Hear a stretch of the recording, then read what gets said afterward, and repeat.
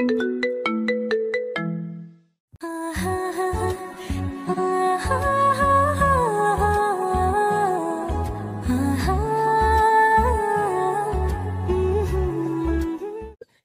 মেরে থাকলে হবে না, যে কোনো একটা উপায় বের করতেই হবে। যেহেতু একবার একটা প্ল্যান করেই ফেলেছে, সেই প্ল্যান যতক্ষণ সাকসেসফুল না হবে ততক্ষণ সে এখান থেকে বের হতে হবে না। বালা নিজের ভিতর নিজেকে তৈরি করতে লাগলো। যাই হয়ে যাক না কেন, এখানে সবকিছু নিজের কন্ট্রোলে রাখতে হবে, একটুও ভীতু হলে চলবে না। দোস্ত কোথায় তোরা, চলে আয়। একটা ঝাক্কাস মাইয়া আমার আস্তানায় এসে বলতেছে সে নাকি আমার এখানে থেকে যায়। কি বলিস বন্ধু, সিংহের করতে হরিণ নিজে এসে ঘুমিয়ে পড়ছে, ব্যাপার কি? শুধু হরিণ না রে, হরিণী দেখতে কি সুন্দর, দেখলে তো ফিদা হয়ে যাবে, তাড়াতাড়ি চলে। ঠিক আছে, তাহলে আজকে সন্ধ্যায় দেখা হচ্ছে। আজকের দিনটা কোনো রকম ধরে রাখিস, তাহলে সন্ধ্যায় পার্টি করব। সবকিছু আমি আয়োজন করব।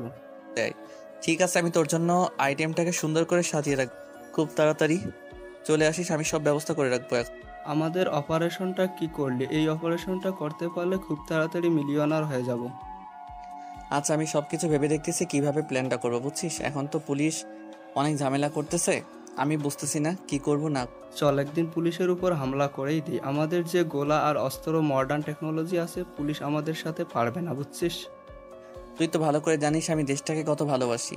আমাদের ক্ষতি হবে, আমাদের দেশের ক্ষতি হবে, আমাদের আশেপাশে যত নিরীহ মানুষ আছে সবার ক্ষতি। আজকে তোর জন্য বুঝছিস আমরা কিছুই করতে পারতেছি না, এত দেরি হচ্ছে আমাদের সব অপারেশন কমপ্লিট করতে হবে। যা ভালো মনে হয় সেটাই করিস, কোনো অপারেশনে তোদের সাথে যাব না, আমি চলে যাচ্ছি এই শহর ছেড়ে। কি বলিস? আরে বন্ধু, তোকে ছাড়া কি কোনো অপারেশন সাকসেসফুল হয় বল? তুই চলে গেলে তো আমাদের ধান্দা বদ্ধ করে দিয়ে রাস্তায় ভিক্ষা করে খেতে হবে। তাহলে এত বড়লোক হওয়ার ধান্দা কেন? যেটা আছে সেটা নিয়ে সন্তুষ্ট থাক তোরা সবাই, আর আমি তো আছি, তাই না? আমাকে তো তোরা বিশ্বাস করিস, তাহলে এত টেনশন করিস। ঠিক আছে, ফোনে এসব কথা আর না বলি, সামনাসামনি এসব নিয়ে কথা। এখন ফোনটা রাখলাম, সন্ধ্যায় দেখা হচ্ছে। কথা বলা শেষ করে রুদ্র পিছনে তাকিয়ে দেখে যে বালা পিছনে দাঁড়িয়ে আছে। রুদ্র অবাক হলো যে মেয়েটা রুমের ভেতর রেখে আসলো, মেয়েটা বাইরে কি করতেছে এখানে, তার পিছন থেকে কি শুনতেছে সে। রুদ্র ইচ্ছা করতেছে মেয়েটাকে ফেলে ফেলবে, সবকিছু সমাধান করতে, কিন্তু রুদ্র কেন যেন এই কাজটা করতে পারতেছে না। এখন রুদ্রের এসব করতে বেশি সময় লাগে না, বাট কেন জানি করতে পারতেছে না। কোথায় যেন একটা বাধা কাজ করতেছে রুদ্রের। মেয়ে, তোর এখানে কি? তোকে আমি রুমের ভেতর থাকতে বলে বাইরে এসেছিস কিসের জন্য? এই মিস্টার, আপনি কি মানুষ? রুমের ভেতর তেলাপোকা ভর্তি, আমি থাকবো কিভাবে ওখানে? সেটা তুই ভালো করে জানিস, তুই থাকবি কিভাবে, আমি কি করতে পারি? তোকে রুমে থাকতে বলেছি, রুমে থাকবি, বাইরে আসা নিষেধ। বাহিরে আসা নিষেধ বললেই হলো? আমি বাহিরে আসবো, আপনার কি? মুখে মুখে তর্ক করবি না, তাহলে কিন্তু মোটেও ভালো হবে না, বলে দিচ্ছি। একদম কি মেরে ফেললেন? আমি তো এটার জন্য অপেক্ষা করতেছি, আপনি আমাকে কখন শেষ করে দেন আর আমার কেচ্ছা এই মেয়ে, তুই আমার কাছ থেকে কি চাচ্ছিস বলতো? তোর কিচ্ছা খতম করার খুব ইচ্ছা, তাই আজকে আমার ফ্রেন্ডের ডাকলাম তোকে সন্ধ্যার মধ্যে সবকিছু। আপনার লজ্জা করে না একটা মেয়েকে ফ্রেন্ডদের হাতে তুলে দিতে? আপনি এত নির্লজ্জ, এত বেহায়া! ছি! এখানে নির্লজ্জ বেহায়া হওয়ার কি আছে? ওরা যখন কোনো সুন্দরী রমণী পায় আমার হাতে তুলে দেয়, আমিও আমার খাতিরদারি করতেছি। লজ্জা করে না এসব কথা বলতে মুখ দিয়ে? আর মেয়েদের কি পণ্য মনে হয়? মোটেও না, আমি কিন্তু আপনাকে বারবার বলেছিলাম যে এখান থেকে চলে যান, কিন্তু আপনি কি করতেছেন? এখানে থেকে যাচ্ছেন। সো কি করার, আমরা যেটা প্রতিনিয়ত করি আপনার সাথে সেটাও করব। তোর যতবার খুশি আমাকে ব্যবহার কর, তোর ফ্রেন্ডদের হাতে আমাকে তুলে দিবি কিসের জন্য? তুই তার আগে আমাকে মেরে ফেল, তুই একা খাইতে। আমি অনেক মহৎ মনের মানুষ, বুঝছি, সবাইকে বিতরণ করে দিয়ে খাইতে পছন্দ করি। তুই আমার দিকে তাকা, আমাকে দেখে কি তোর নষ্ট মেয়ে মনে হয়? তোকে ভালো লেগেছে তাই তোর সাথে এসেছি। তোকে যে এতবার বলেছি তুই এখান থেকে চলে যা, তাহলে যাচ্ছিস না কিসের জন্য সেটা আমাকে বল। আমার ইচ্ছা করতেছে তোর সাথে কিছুদিন থাকবো, সময় কাটাবো, তারপর চলে যাব। এখন হইছে? আমার পক্ষে যে সম্ভব না এটা করা, তুই কেন বুঝতেছিস না? চলে যা তুই, ভালোভাবে তোর জন্য। তোর পক্ষে সব সম্ভব, তুই আমাকে এখানে রাখবি, আমি কোনো কিছু জানি না, আর সবার কাছ থেকে লুকিয়ে আমাকে এখানে তুই রাখবি। আমি শুধু তোর সাথে সময় কাটাতে চাই, অন্য কারো সাথে না। এই মেয়ে, তুই কি বোঝাতে চাচ্ছিস বুঝতে পারতেছি না, তুই কি বলতেছিস এসব আবল তাবল কথা? আমি শুধু তোর সাথেই থাকতে চাই, অন্য কারো সাথে না। তোর সাথে ঘুমাতে চাই, তোর সাথে আমি এই জবাবটা দেখতে চাই না। আমি বুঝলাম না তোর কথা। আমার সাথে এই জগৎ দেখবি মানে কি বোঝাতে যাচ্ছিস তুই? আমিও এই আন্ডারওয়ার্ল্ডের একজন ডন। আমার হাতে অনেক নেটওয়ার্ক আছে, দেখবি? মানে কি বোঝাতে চাচ্ছিস তুই? আর কি আবোল তাবোল কথা বলতেছিস? তোর মাথা ঠিক আছে? দেখ, কৃষ্ণমূর্তির কাছে একটা বড় গান ডিলার আসতে চলেছে, প্রায় 2 কোটি টাকার উপরে বাজেট হবে। আর হরিমদনের কাছে কিছু অবৈধ মালামাল আমদানি হবে আজকে, প্রায় 5 কোটি টাকার মতো হবে। তুই কে? তোর আসল পরিচয় কি? আর তুই আমার সাথে ছদ্মবেশে এসব করতেছিস কিসের জন্য? তোর স্বার্থ কি এখানে? আমার এখানে কোনো স্বার্থ নেই, আমি শুধু তোকে একটু সাহায্য করতে চাচ্ছি, আর আমি কিচ্ছু চাচ্ছি না। নিশ্চিত এখানে কোনো কিছু রহস্য লুকিয়ে আছে। বল তুই কে, আর তোর আসল পরিচয় কি? না হলে কিন্তু এবার আমি সত্যি তোকে খুন করব। আর এবার তোকে খুন করতে আমার কোনো দ্বিধাবোধ হবে না। আমি হলাম আলিগড়ের আন্ডারওয়ার্ল্ডের মাফিয়া কিং আলীর একমাত্র মেয়ে। আর আমার বাবাকে 4-5 জন বিশ্বাসঘাতকতা করে মেরে ফেলেছে, আর আমি এখানে পালিয়ে এসেছি। তুই আমার খোঁজ পেলি কিভাবে? আর তুই কিভাবে জানলি যে আমি সেখানে যাব? তোর কি মনে হয় আমার নেটওয়ার্ক অল্প একটু? আমার নেটওয়ার্কের সম্পর্কিত ধারণা বলতে কিছু নেই, বুঝেছিস? তাহলে তুই আমার কাছে এসেছিস কেন? তোর নেটওয়ার্ক দিয়ে তুই কাজ কর, আমাকে তোর কি কাজে লাগবে?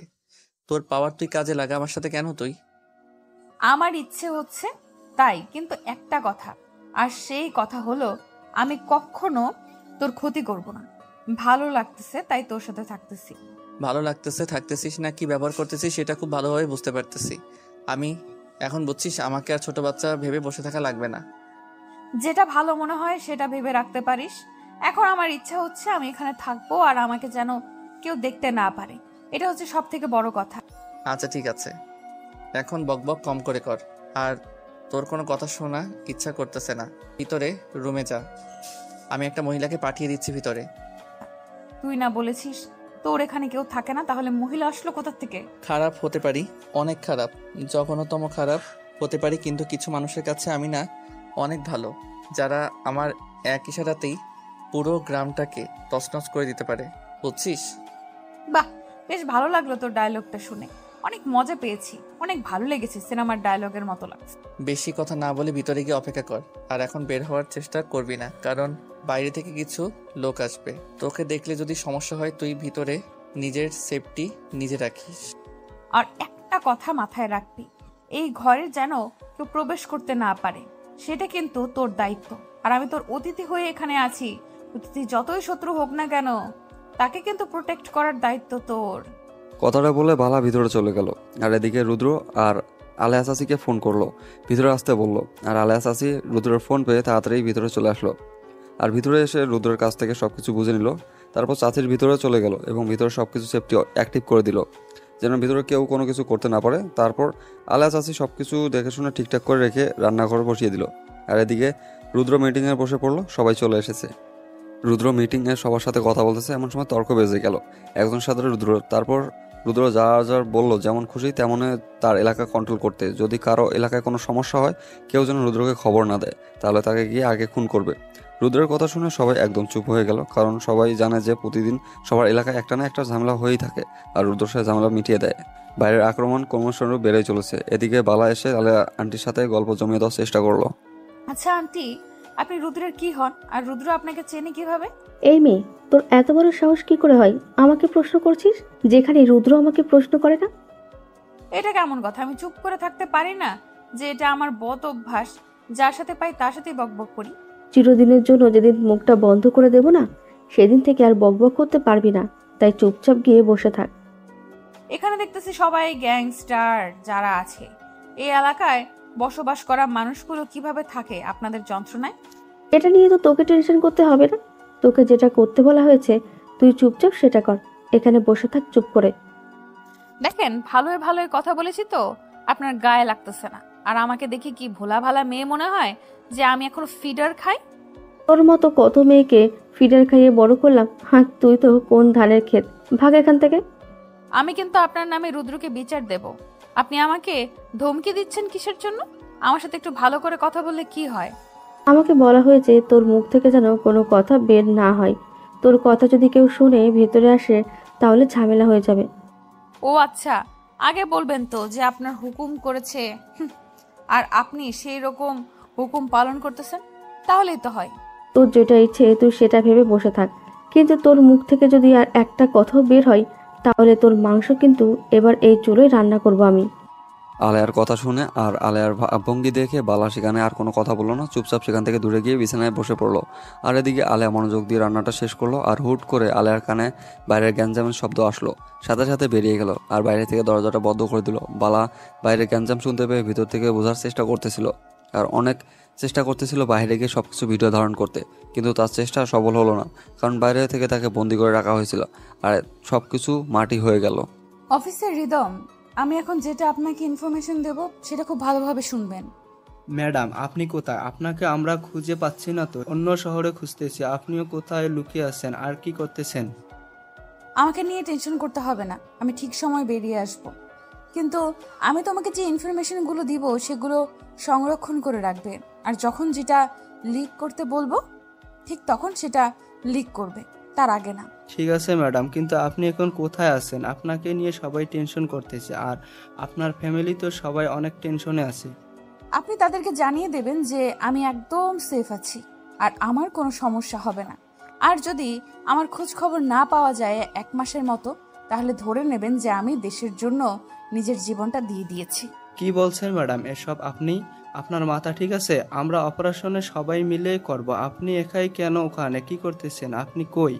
সময় হলে সবকিছু তো জানতেই পারবেন, তাহলে এত উত্তেজিত হচ্ছেন কেন? আচ্ছা ম্যাডাম, আপনি যেটা বলবেন সেটাই করব, কিন্তু ম্যাডাম এটা কি আমি কাউকে জানাবো নাকি আপনার আর আমার মাঝে থাকবে, কোনটা?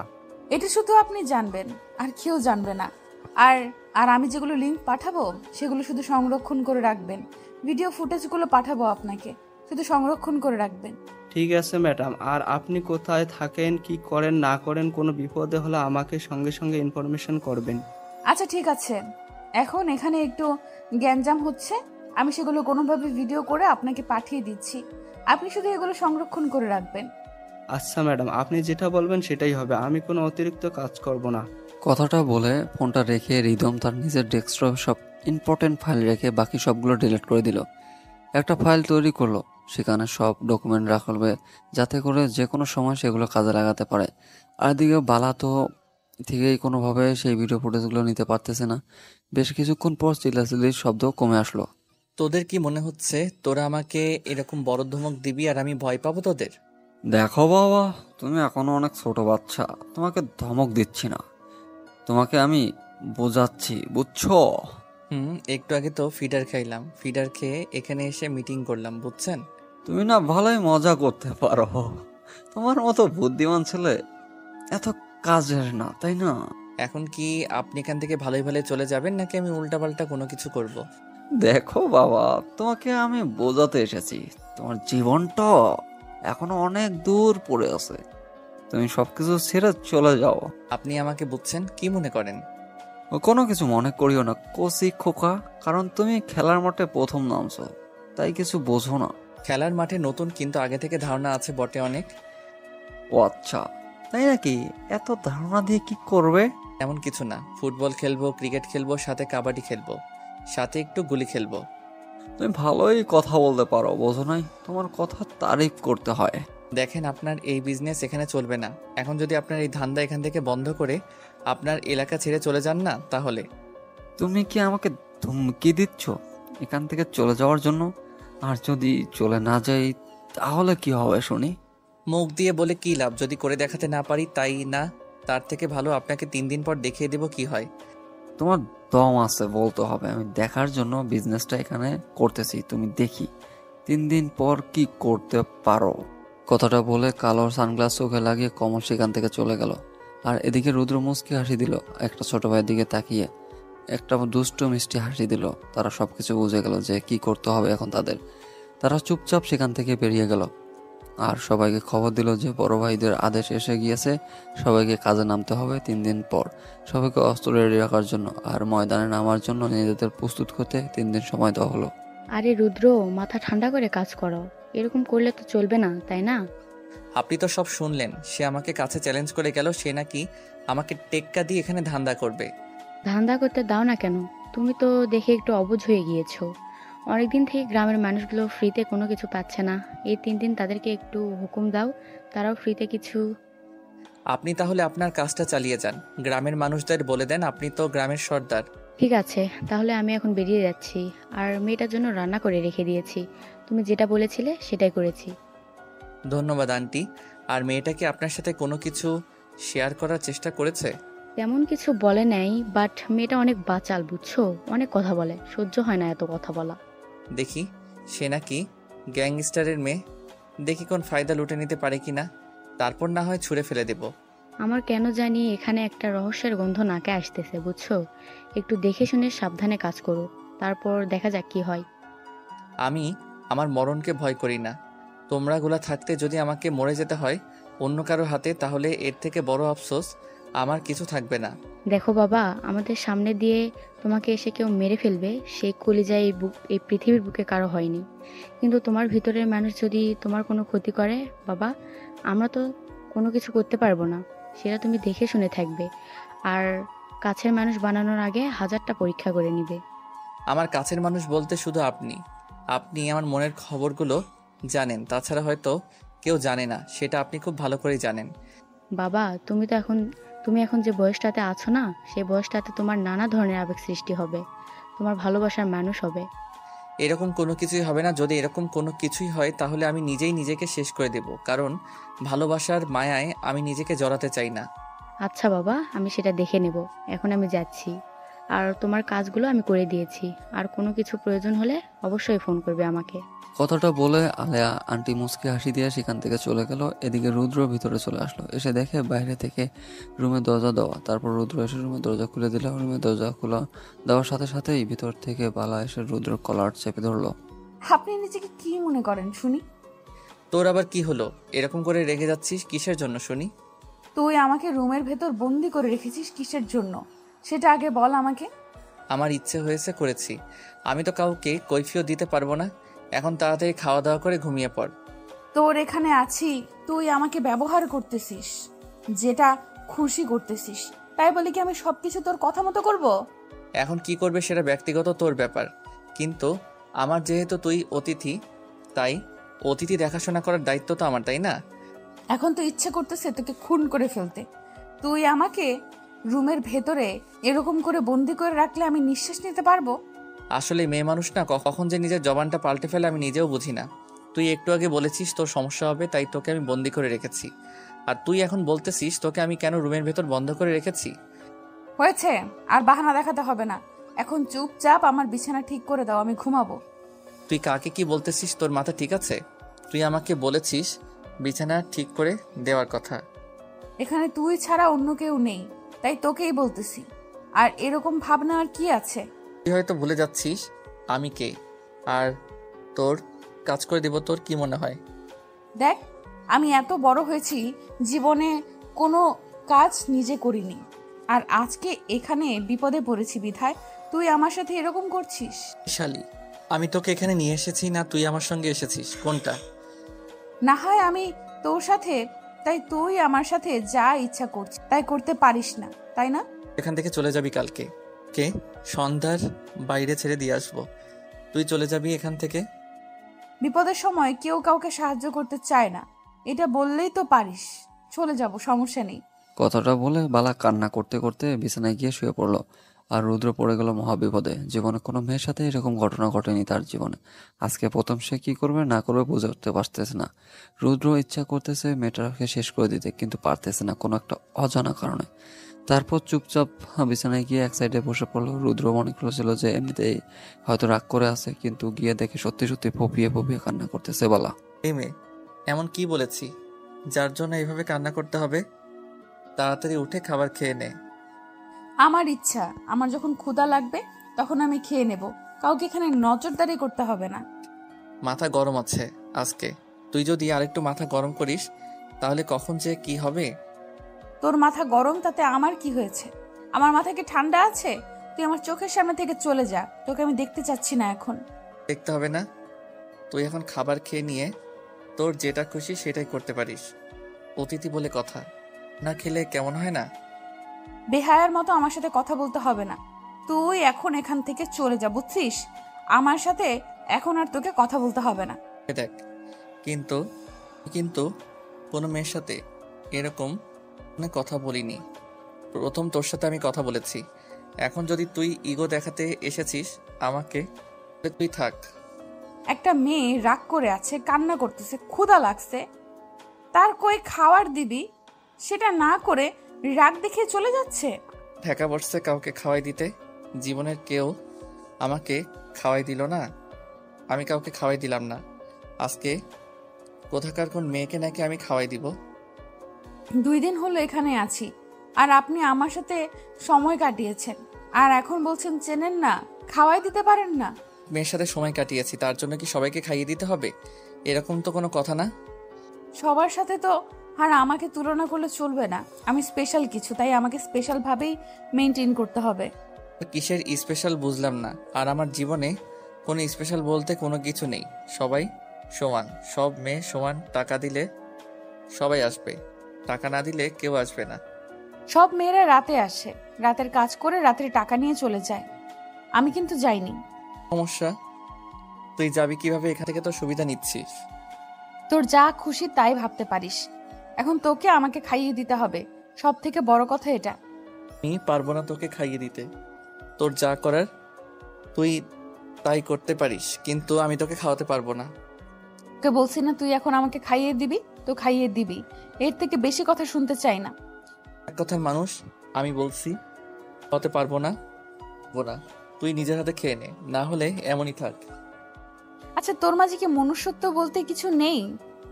আমি একটা মেয়ে মানুষ, তাই না? জানি তুই একটা মেয়ে মানুষ, কিন্তু তুই যদি এখন নিজেকে হিজড়া বলে দাবি করিস তো আমি মানতে পারবো না, তাই না? মুখে লাগাম দিয়ে কথা বল। এরকম ভাবে কথা বললে কিন্তু তোকে আমি... তুই আমার কোনো কিছুই করতে পারবি না, অযথা চিল্লিয়ে লাভ নাই। এর থেকে তুই ডিম পার এখানে বসে বসে। এবার কিন্তু সত্যি খুব খারাপ হয়ে যাচ্ছে। এবার কিন্তু ভালো হবে না বলে দিলাম। আমি ডিম পারি, তাই না? আর তুই? মানুষ, আর আমি সব থেকে জঘন্য একজন মানুষ। সেটা তোকে বলতে হবে না, সেটা তোর আচার আচরণে বোঝা যায় তুই কোন লেভেলের জঘন্যতম। তোর সাথে এত কথা বলার আমার কোনো ইচ্ছা নাই, বুঝছিস? এখন তোর খাইতে ইচ্ছা করলে খা, না করলে চুপচাপ ঘুমিয়ে পড়। আমাকে ডিস্টার্ব করিস না, আমি গেলাম। আমাকে এখানে একা রেখে কই যাবি তুই? আমার ভয় লাগে, আমাকে সঙ্গে করে নিয়ে যা। তোর মাথা ঠিক আছে? তোকে আমি সঙ্গে করে নিয়ে যাবো। এখন তুই কি ঠিক আছিস? হ্যাঁ, আমি একদম ঠিক আছি। আমার তো কোনো কিছু হয়নি, আমি তো একদম ফ্রেশ। তুই ভাবলি কি করে আমি তোকে সঙ্গে করে নিয়ে যাব? হঠাৎ করে রুদ্র ফোন আসলো, আর রুদ্র ফোনের কথা বলতে বলতে বেরিয়ে গেল। বাইরে থেকে দরজা লাগিয়ে দিল। বালা এবারও বাইরে আসতে পারলো না। তার প্ল্যান কোনোভাবে কাজে দিচ্ছে না। কি করবে না করবে ভেবে পাচ্ছে না। কি করলে সে রুদ্রের মনে জায়গা নিতে পারবে আর সব জায়গায় তাকে নিয়ে যাবে। মনের একটা ফিলিংস জাগাতে হবে যে কোনো প্রকারে। রুদ্র বাইরে আসলো। বাইরে এসে রাতের অন্ধকারে কালো হেলমেট আর কালো পোশাক পরে বেরিয়ে পড়লো আর আন্ডারওয়ার্ল্ড জগতে। এখানে কি সমস্যা? বাহিরে কেউ এসে ঝামেলা করবে, সবাই চুপ করে আছিস কেন? ভাই, আপনার জন্য অপেক্ষা করতেছিলাম, তাই চুপ করেছিলাম। আমরা আপনাকে বিষয়টা জানাতে চেয়েছিলাম আর আপনার প্রতিক্রিয়া জানতে চেয়েছিলাম, তারপর মিশনে নামতে চেয়েছিলাম। আমাদের এলাকাতে কি হয় না হয় সেটা তুই ভালো করে জানিস। ভাই, তাও আপনার অনুমতি ছাড়া কোনো কিছু করতে পারি না। পরে আবার আপনার উপর কোনো চাপ আসলে? সেটা আমি দেখে নেব। যারা একটু বার্গেনিং করবে এখানে এসে, তাদের সাথে সাথেই। ভাই, বুঝতে পেরেছি, আর বলতে হবে না। নেক্সট টাইম থেকে আর এরকম হবে না। সাথে সাথেই কাজ শেষ করে দেব। মিশন আর এই বাকের চাচার জমির সমস্যার সমাধানটা হয়েছে নাকি এখনো হয়নি? ওইখানে একটু সমস্যা আছে। বাকের চাচার ছেলে বাকের চাচার সাথে বেইমানি করেছে। পুলিশ, এখানে তো কাহিনী ইন্টারেস্টিং। হয়ে বাপের সাথে বেইমানি করলো কেন? বাকের চাচা চেয়েছিল তার মেয়েকে অর্ধেক সম্পত্তি দিতে, কিন্তু তার ছেলে মানতে পারতেছিল না। তার জন্যই বেইমানি করে সম্পূর্ণ জমিটা তার নামে লিখে নিয়েছে। তাহলে সেখানে আর আমাদের কি করার? তাদের বাপ ছেলের সম্পর্কের মধ্যে এটা হয়ে গিয়েছে, আমরা তো সেখানে কিছু বলতে পারি না। তাদের ফ্যামিলিগত সমস্যা। কিন্তু ভাইয়া, এখানে একটা সমস্যা আছে। আমাদের যে পাশের এলাকার সুজন ভাই আছে না, সেই সুজন ভাই আবার বাকের চাচার ছেলের সাথে চিটারি করে সম্পূর্ণ জমিটা দখল নিয়েছে। এখানে আমার কি করার? ছেলে বাপের সাথে বেইমানি করেছে, আর বেইমানের ফল এখন সে ভোগ করতেছে। করতে থাকুক। কিন্তু বাকের চাচা আমার সাথে এসে দেখা করে, আপনার সাথে দেখা করার জন্য। কিন্তু আমি আর কতদিন এটা সহ্য করব? বাকের চাচাকে আসতে না বলে তার ছেলেকে আসতে বলিস, কিছুক্ষণ পিটাবি, তারপর তার সাথে কথা বলবো। আচ্ছা ভাই, আপনি যেটা বলবেন সেটাই। এখন ভাইয়া, আপনি কোথায় যাবেন, নাকি বাসায় ফিরে যাবেন? আমাকে নিয়ে টেনশন করতে হবে না, আমার কোনো কিছু হলে সাথে সাথে সিঙ্গেল পেয়ে যাবে আর লোকেশন পেয়ে যাবে, চলে আসিস। আচ্ছা ভাইয়া, ঠিক আছে।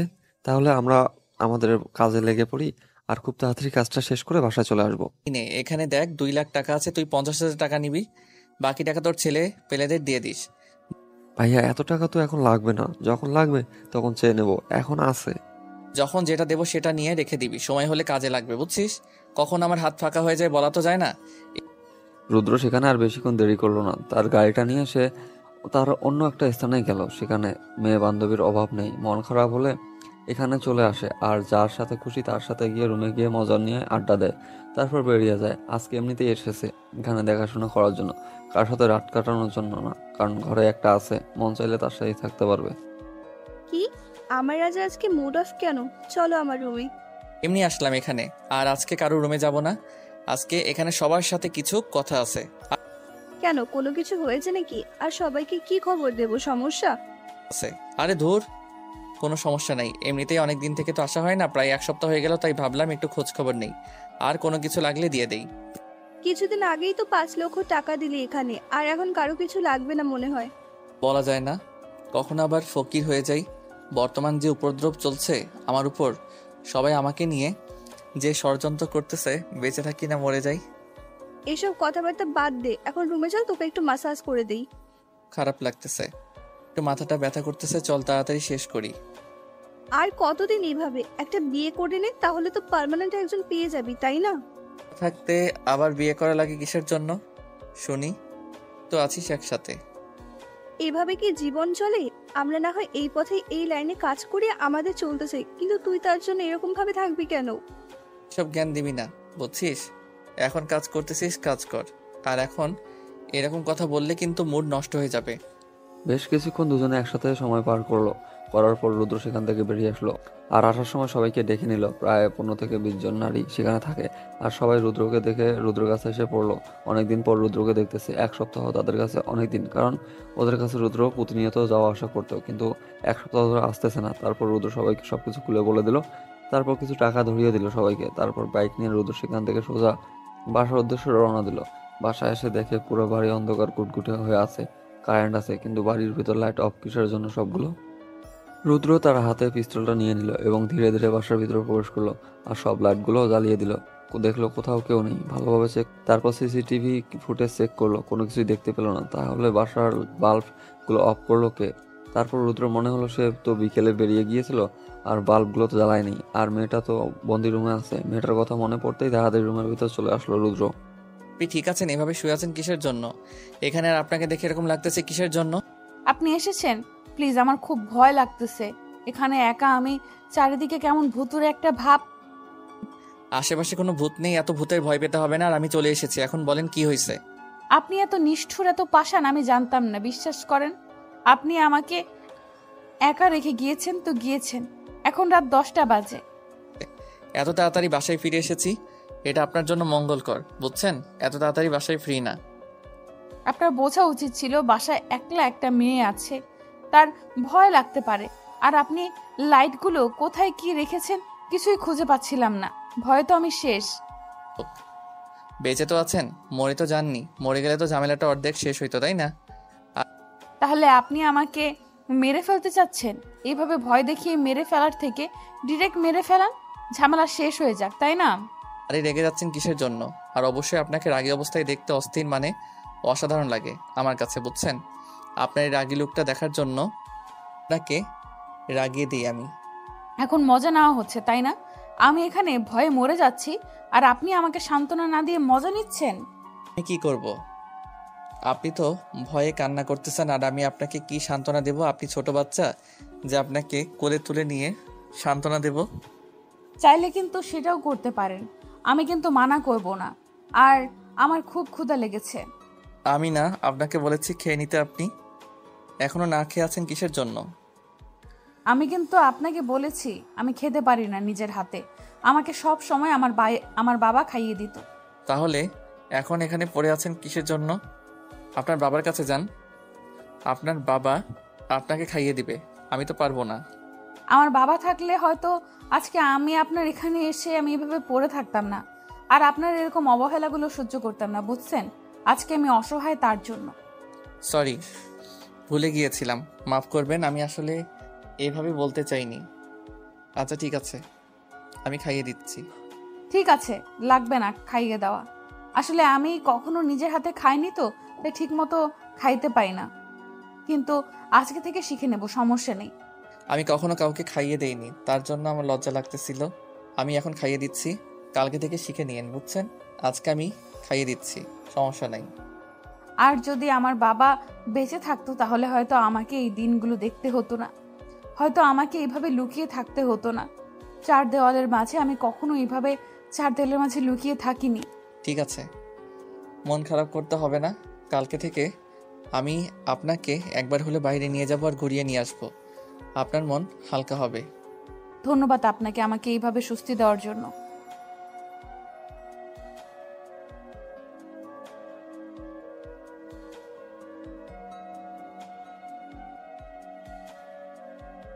এখন কি আপনি ঘুরতে যাবেন রাত্রে আমার সাথে? এত রাতে বাইরে যাবেন, আপনার ভয় লাগবে না? হাসালেন আপনি আমাকে, বুঝছেন? কেন, কি করলাম আপনাকে আমি?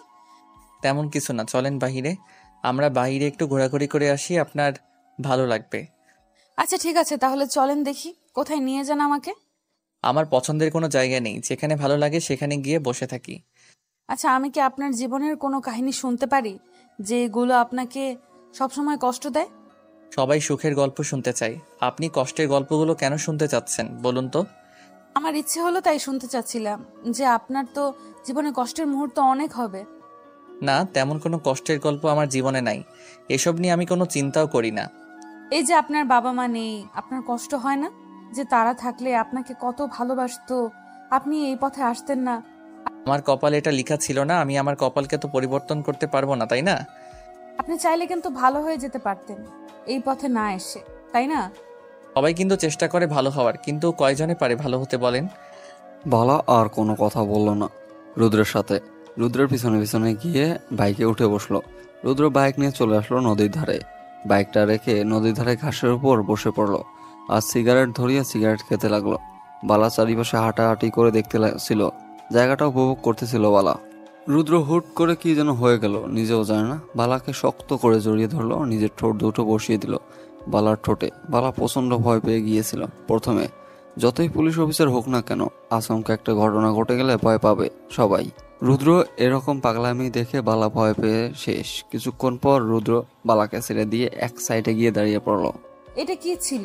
এটা কি করলেন আপনি? আমাকে বাইরে নিয়ে এসেছেন এটা করার জন্য? আমি জানি না কি করতেছি, আর আমি কখন কি করি সেটা নিজেও জানি না। আপনি আমাকে কিস করলেন কিসের জন্য? আর হুট করে এইভাবে এখানে? বললাম তো আমার ইচ্ছে হয়েছে তাই করছি। আর এখন কোনো সমস্যা? এই তো সমস্যা।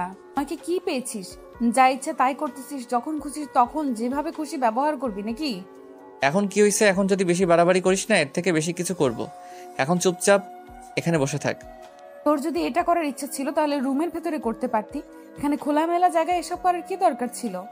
আমার ইচ্ছে হয়েছে বাইরে নিয়ে আসার, তাই বাইরে নিয়ে এসেছি। এখন হয়েছে? কাজটা কিন্তু তুই মোটেও ঠিক করতেছিস না। আমি বাইরে এসেছি, মুক্ত আকাশে ঘুরতেছিস, মনটা ফ্রেশ করতেছি, মুখটা আমার নষ্ট করে দিবি তুই। এখন যদি আর একটা বেশি কথা বলিস তাহলে কিন্তু আবার কিস করবো, আর তার থেকে বেশি কিছু করব। কেন? আমি কি তোর সম্পত্তি? যখন খুশি তখন যা খুশি ব্যবহার করবি? তোর টাকা লাগবে, তোকে টাকা দেবো, সমস্যা নেই। কতগুলো টাকা লাগে দিয়ে দেবো, তাও কোনো কথা বলবি না, এখানে চুপচাপ থাক। আমি আপনাকে কিছু কথা মন দিয়ে শুনবেন প্লিজ। এরকম করে মিনতি করে বলা বাদ দিয়ে ভালোভাবে বল, সমস্যা নেই। আমার বাবাকে আমার আপন চাচারা মেরে ফেলেছে, বুঝেছেন? আমি অসহায়, আমাকে সেখান থেকে পালিয়ে চলে আসতে হয়েছিল। আমার বাবা আপনার সম্পর্কে খুব ভালোভাবে জানে, উনি আমাকে আপনার ঠিকানাটা দিয়েছিল, আর বাবার একজন বিশ্বস্ত বন্ধু আপনার দলে কাজ করে। মানে কি বলতেছিস তুই? তোর বাবার বিশ্বস্ত বন্ধু আমার দলে কাজ করে, তার মানে? কিন্তু আপনার কাজের কোনো কথা আমার বাবাকে বলেনি, আপনার সাথে ওই লোক কখনো বেইমানি করেনি। আচ্ছা, তাহলে এই ব্যাপার। আমার খোঁজ তাহলে আমার লোক তোমাকে গেছে, আর তুমি আমার কাছে এসেছো আমার লোকের হাত ধরে। প্লিজ, আপনি আমাকে ভুল বুঝেন না, আর আপনার সেই দলের লোককে ভুল বুঝবেন না। আপনি আমাকে সম্পূর্ণ কথাটা বলতে দেন। ওর কথা শোনার ইচ্ছা করতেছে না এখন, বুঝছিস? এখন চুপ থাক, আমাকে চুপ থাকতে দে এখন একটু। এখন আমার কথাগুলো আপনাকে শুনতে হবে। এই কথাগুলো শোনা আপনার জন্য খুবই জরুরি। বলেছি না আমি চুপ করে থাকতে চাই, কিছুক্ষণ একটা বেশি কথা বললে এখান থেকে মেরে পুঁতে দেবো। অবন্তিকা ভয়ে আর কোনো কথা বলতে পারতেছে না, আর রুদ্র ভাবতেছে তার দলের বেঈমান কাজটা কে করেছে। স্বাভাবিক, এটা আন্ডারওয়ার্ল্ড জগৎ, কত বেঈমান কত বেঈমানি করতেছে, এসব স্বাভাবিক। কিন্তু রুদ্রের দলে যে লোকগুলো কাজ করে সবাই অনেক সলিড, কিন্তু এই আনসলিড লোকটা কে? রুদ্র চুপচাপ সিগারেট খাচ্ছে, তো খাচ্ছেই, একটার পর একটা খাচ্ছে। আর অবন্তিকা অনেক ভয় পাচ্ছে, কারণ রুদ্রের এই অবস্থায় দেখে সে ভয় পাচ্ছে। অবন্তিকা যে মিশনে এসেছে সেই কাজগুলো চালিয়ে যাচ্ছে, সব ভিডিও করতেছে, তারপর রুদ্র আশেপাশে যদি কোনো কথা বা কুলু বের করতে পারে সেগুলো রেকর্ড করে নিচ্ছে, যাতে করে পরবর্তী কোনো কাজে লাগে। রুদ্রকে খেপানোর চেষ্টা করতেছে, কোনোভাবেই মুখ থেকে কোনো কিছু শোনার চেষ্টা করতেছে, রুদ্রের একবারে গভীরে যাওয়ার চেষ্টা করতেছে। কিন্তু রুদ্র তাকে এতটা কাছে টেনে নিচ্ছে না, বা মনের কথাগুলো বলতেছে না তাকে। অবন্তিকা সব চেষ্টা কেন জানি ফেল করতেছে তার কাছে। কি হয়েছে তোমার? এভাবে মুখ গুমরা করে আছো কিসের জন্য? বুঝতেছি না তো। তুমি এভাবে আর কতদিন লুকিয়ে লুকিয়ে আমার সাথে দেখা করবে বলো তো? বাসায় বলে বিয়ের ব্যবস্থা করলেই তো হয়। এভাবে লুকিয়ে লুকিয়ে প্রেম করার মজাটাই আলাদা, জানো না তুমি? আমি তো খুব ভালো করেই জানি এভাবে লুকিয়ে লুকিয়ে প্রেম করার মজাই আলাদা, কিন্তু যদি ধরা পড়ি তখন কি হবে ভেবে দেখেছো? আমাদের কিছুই হবে না, রুদ্র ভাই যতদিন বেঁচে আছে আমাদের গায়ে কেউ হাত দিতে পারবে না, সেটা তুমি ভালো করে জানো, আর আমিও জানি। তুমি খুব ভালো করে জানো বাবা রুদ্র ভাইকে দেখতে পারে না, যখন তখন তাদের মাঝে ঝামেলা হয়। আর এসব নিয়ে টেনশন করিও না তো, সবকিছু ঠিকঠাক হয়ে যাবে। আর কিছুদিনের মধ্যে রুদ্র ভাইকে জানাবো বিষয়টা, আর রুদ্র ভাই তোমার বাবার সাথে কথা বলবে। তুমি রুদ্র ভাইয়ের সামনে গিয়ে বোবা হয়ে থাকো, রুদ্র ভাইয়ের সাথে কথা বলতে পারো না, আবার তুমি আমাদের সম্পর্কের কথা কিভাবে জানাবা? আমাকে জানাতে দাও না তুমি। তুমি পাগল হইছো, তুমি যখন বলবা রুদ্র ভাইকে আমাদের সম্পর্কের কথা, রুদ্র ভাই তো আমাকে আগে কিছুক্ষণ পিটাবে, মেনে নেবে, বাট আমার সেই পিটানি খাওয়ার ইচ্ছা নেই। বুঝতে পারছি, যা করার সেটা আমাকেই করতে হবে। তুমি পিটানি খাও আর যাই করো, আমাকে আমার কাজ করতেই হবে। তুমি এরকম কোনো কিছু করবা না, আমাকে আর 1 মাস সময় দাও, আমি এই 1 মাসের ভিতরে সবকিছু কমপ্লিট করব। আচ্ছা, এটাই লাস্ট, এরপর আর তুমি আমার কাছ থেকে কোনো সময় চাইতে পারবে না, না হলে আমি চলে যাব। আরে পাগলি, এটা কি বলতেছো তুমি? তোমার মাথা ঠিক আছে? তোমাকে না কি করতে ইচ্ছা করতেছে জানো না? তোমাকে কিছু করতে হবে না, তোমাকে আমি লাস্ট বারের মতো সুযোগ দিচ্ছি, না হলে কিন্তু আমাকে আর কখনো পাবে না, এটা মাথায় রেখো। আচ্ছা বাবা, হয়েছে, আর রাগ করতে হবে না, এবার কাছে আসো, আদর করে দিচ্ছি, গিয়ে ঘুমাও, আমিও যাই। তুমি আর আমাকে স্পর্শ করতে পারবে না বিয়ের আগে। এটা কেমন কথা হলো? তুমি ভালো করে জানো তোমাকে কিস না করলে আমি ঘুমাতে পারবো না। সেটা দেখার সময় আমার নেই এখন, তুমি কোনো কিছু পাবা না, কোনো কিছু পাবা না, আমাকে স্পর্শ পর্যন্ত করতে পারবে না। ভেবে দেখো, আমি কিন্তু ঘুমাতে পারবো না, আমার অনেক কষ্ট হবে। এখানে আমার কোনো কিছু করার নেই, তুমি ঘুমাতে পারবে না, তোমার কষ্ট হবে অনেক, কিন্তু আমি তো এদিকে ধুকে ধুকে মরতেছি, সেটা দেখতেছো না? কথাটা বলে নিশিতা সেখান থেকে চলে যেতে লাগলো, আর মিশন সেখানে দাঁড়িয়ে রইল। নিশিতা কিছু দূর যাওয়ার পর আবার ঘুরে আসলো, তারপর মিশনের ঠোঁটে নিজের ঠোঁট দুটো ডুবিয়ে দিল। কিছুক্ষণ দুজনের চোখ বদ্ধ করে রইল। নিশিতা মিশনকে ছেড়ে দিয়ে কোনো কথা না বলেই চলে গেল। মিশন খুব ভালোভাবে বুঝতে পারতেছে যে নিশিতার অনেক ভয় করতেছে, আর অনেক কষ্ট হচ্ছে তাকে ছাড়া থাকতে। যা করতে হবে খুব তাড়াতাড়ি এটা ভেবে চিনতে মিশন তাড়াতাড়ি বাসার উদ্দেশ্যে রওনা দিল। আর এদিকে রুদ্র এখনো সিগারেট খেয়েই যাচ্ছে। তার এরকম মাতাল অবস্থা দেখে এবার অবন্তিকা সত্যি অনেক ভয় পেয়ে গিয়েছে। একের পর এক এত সিগারেট খেলে একটা মানুষ কতদিন বাঁচবে সেটাই ভেবে একটু কষ্ট হচ্ছে অবন্তিকার। একটা মানুষের ভিতরে এত কষ্ট যে একটার পর একটা সিগারেট খেয়ে যাচ্ছে। দেখুন প্লিজ, আপনি এবার থামেন। এত সিগারেট খেলে তো আপনি মরে যাব, আর আমি এটাই চাই খুব তাড়াতাড়ি আমার জীবনটা শেষ হয়ে যাক। মানে আপনি কথার কোনো কিছুই বুঝলাম না, মানে আপনার কথার কোনো কিছুই বুঝলাম না আপনি এটা কি বলতেছেন? যতদিন বেঁচে থাকবো ততদিন কষ্ট থাকবে, মরে যাব তাও কষ্ট হবে, কিন্তু সেই কষ্টগুলো কেউ দেখবে না, আমি দেখবো শুধু, আমি বুঝবো সেই কষ্টগুলো। মানুষ তো বলে মরে গেলে সব কষ্ট শেষ হয়ে যায়, আর আপনি বলতেছেন মরে গেলে আরো কষ্ট হয়। বুঝলাম না বিষয়টা। জীবনে কি এমন ভালো কাজ করেছি যে মরে গেলে পরপারে গিয়ে ভালো থাকতে পারবো? খারাপ কাজ তো কোনো কিছু করিনি যে ভালোভাবে থাকতে পারবো সেখানে। তাহলে ভালো কিছু করতেছেন না কিসের জন্য? এইভাবে নিজেকে ধ্বংসের পথে ঠেলে দিচ্ছেন কিসের জন্য? এই সমাজ আমাকে ভালো থাকতে দেয়নি, এই সমাজ আমাকে ভালো হতে দেয়নি, এই সমাজ আমাকে কখনো ভালো হতে দিবে না। আপনি চাইলে সমাজ কেন, এই সমাজের বাপও আপনাকে ভালো মতো বাঁচতে দিবে। আর আপনি তো সাধারণ একজন মানুষ। আপনি ভুলে যাচ্ছেন যে আমি কোন লেভেলের মানুষ, সাধারণ মানুষ কিভাবে আপনি আমাকে বলতে পারেন? তাহলে আপনি গ্যাংস্টার, আর গ্যাংস্টার হয়ে তো কত মানুষ ভালো হয়ে যাচ্ছে, তাই না? গ্যাংস্টার হয়ে ভালো হয়ে যাচ্ছে, কিন্তু তারা ভালো থাকতে পারতেছে না। আপনি পুলিশের কাছে আত্মসমর্পণ করেন, তাদের কাছে সবকিছু খুলে বলেন, পুরো আন্ডারওয়ার্ল্ড শেষ করে দেন, তাহলেই তো হয়ে যায়। সবাই শেষ, আপনি খুশিতে থাকতে পারলেন। আপনার মাথা ঠিক আছে? গ্যাংস্টার বা আন্ডারওয়ার্ল্ড কখনো শেষ হয়ে যায় না, আর পুলিশ আর গ্যাংস্টার আন্ডারওয়ার্ল্ড কখনো শেষ বা পতন হবে না। হুট করে গুলির আওয়াজ শুনতে পেল রুদ্র আর অবন্তিকা। দ্রুত তাড়াতাড়ি করে উঠে পড়ল এবং চলে যাওয়ার জন্য বাইকে উঠে পড়তেই চারদিকে লোকজন এসে তাকে ঘিরে ফেলল। আর ভিড়ের মাঝখান থেকে কমল এসে ভিতরে প্রবেশ করলো আর রুদ্র এর গাড়ির সামনে দাঁড়িয়ে পড়ল। তুই জানি আমাকে কি বলছিলি, আমার মনে পড়তেছে না, আরেকবার বলতো। না, ও আচ্ছা, তাহলে আপনি আমাকে মেরে ফেলার জন্য এসেছেন? আরে ছোট্ট খোকা দেখি ভয় পেয়ে গেছে, একটুতেই ভয় পেয়ে গেছো? আমি তো মানুষ, জীব জন্তু তো না যে ভয় পাবো না।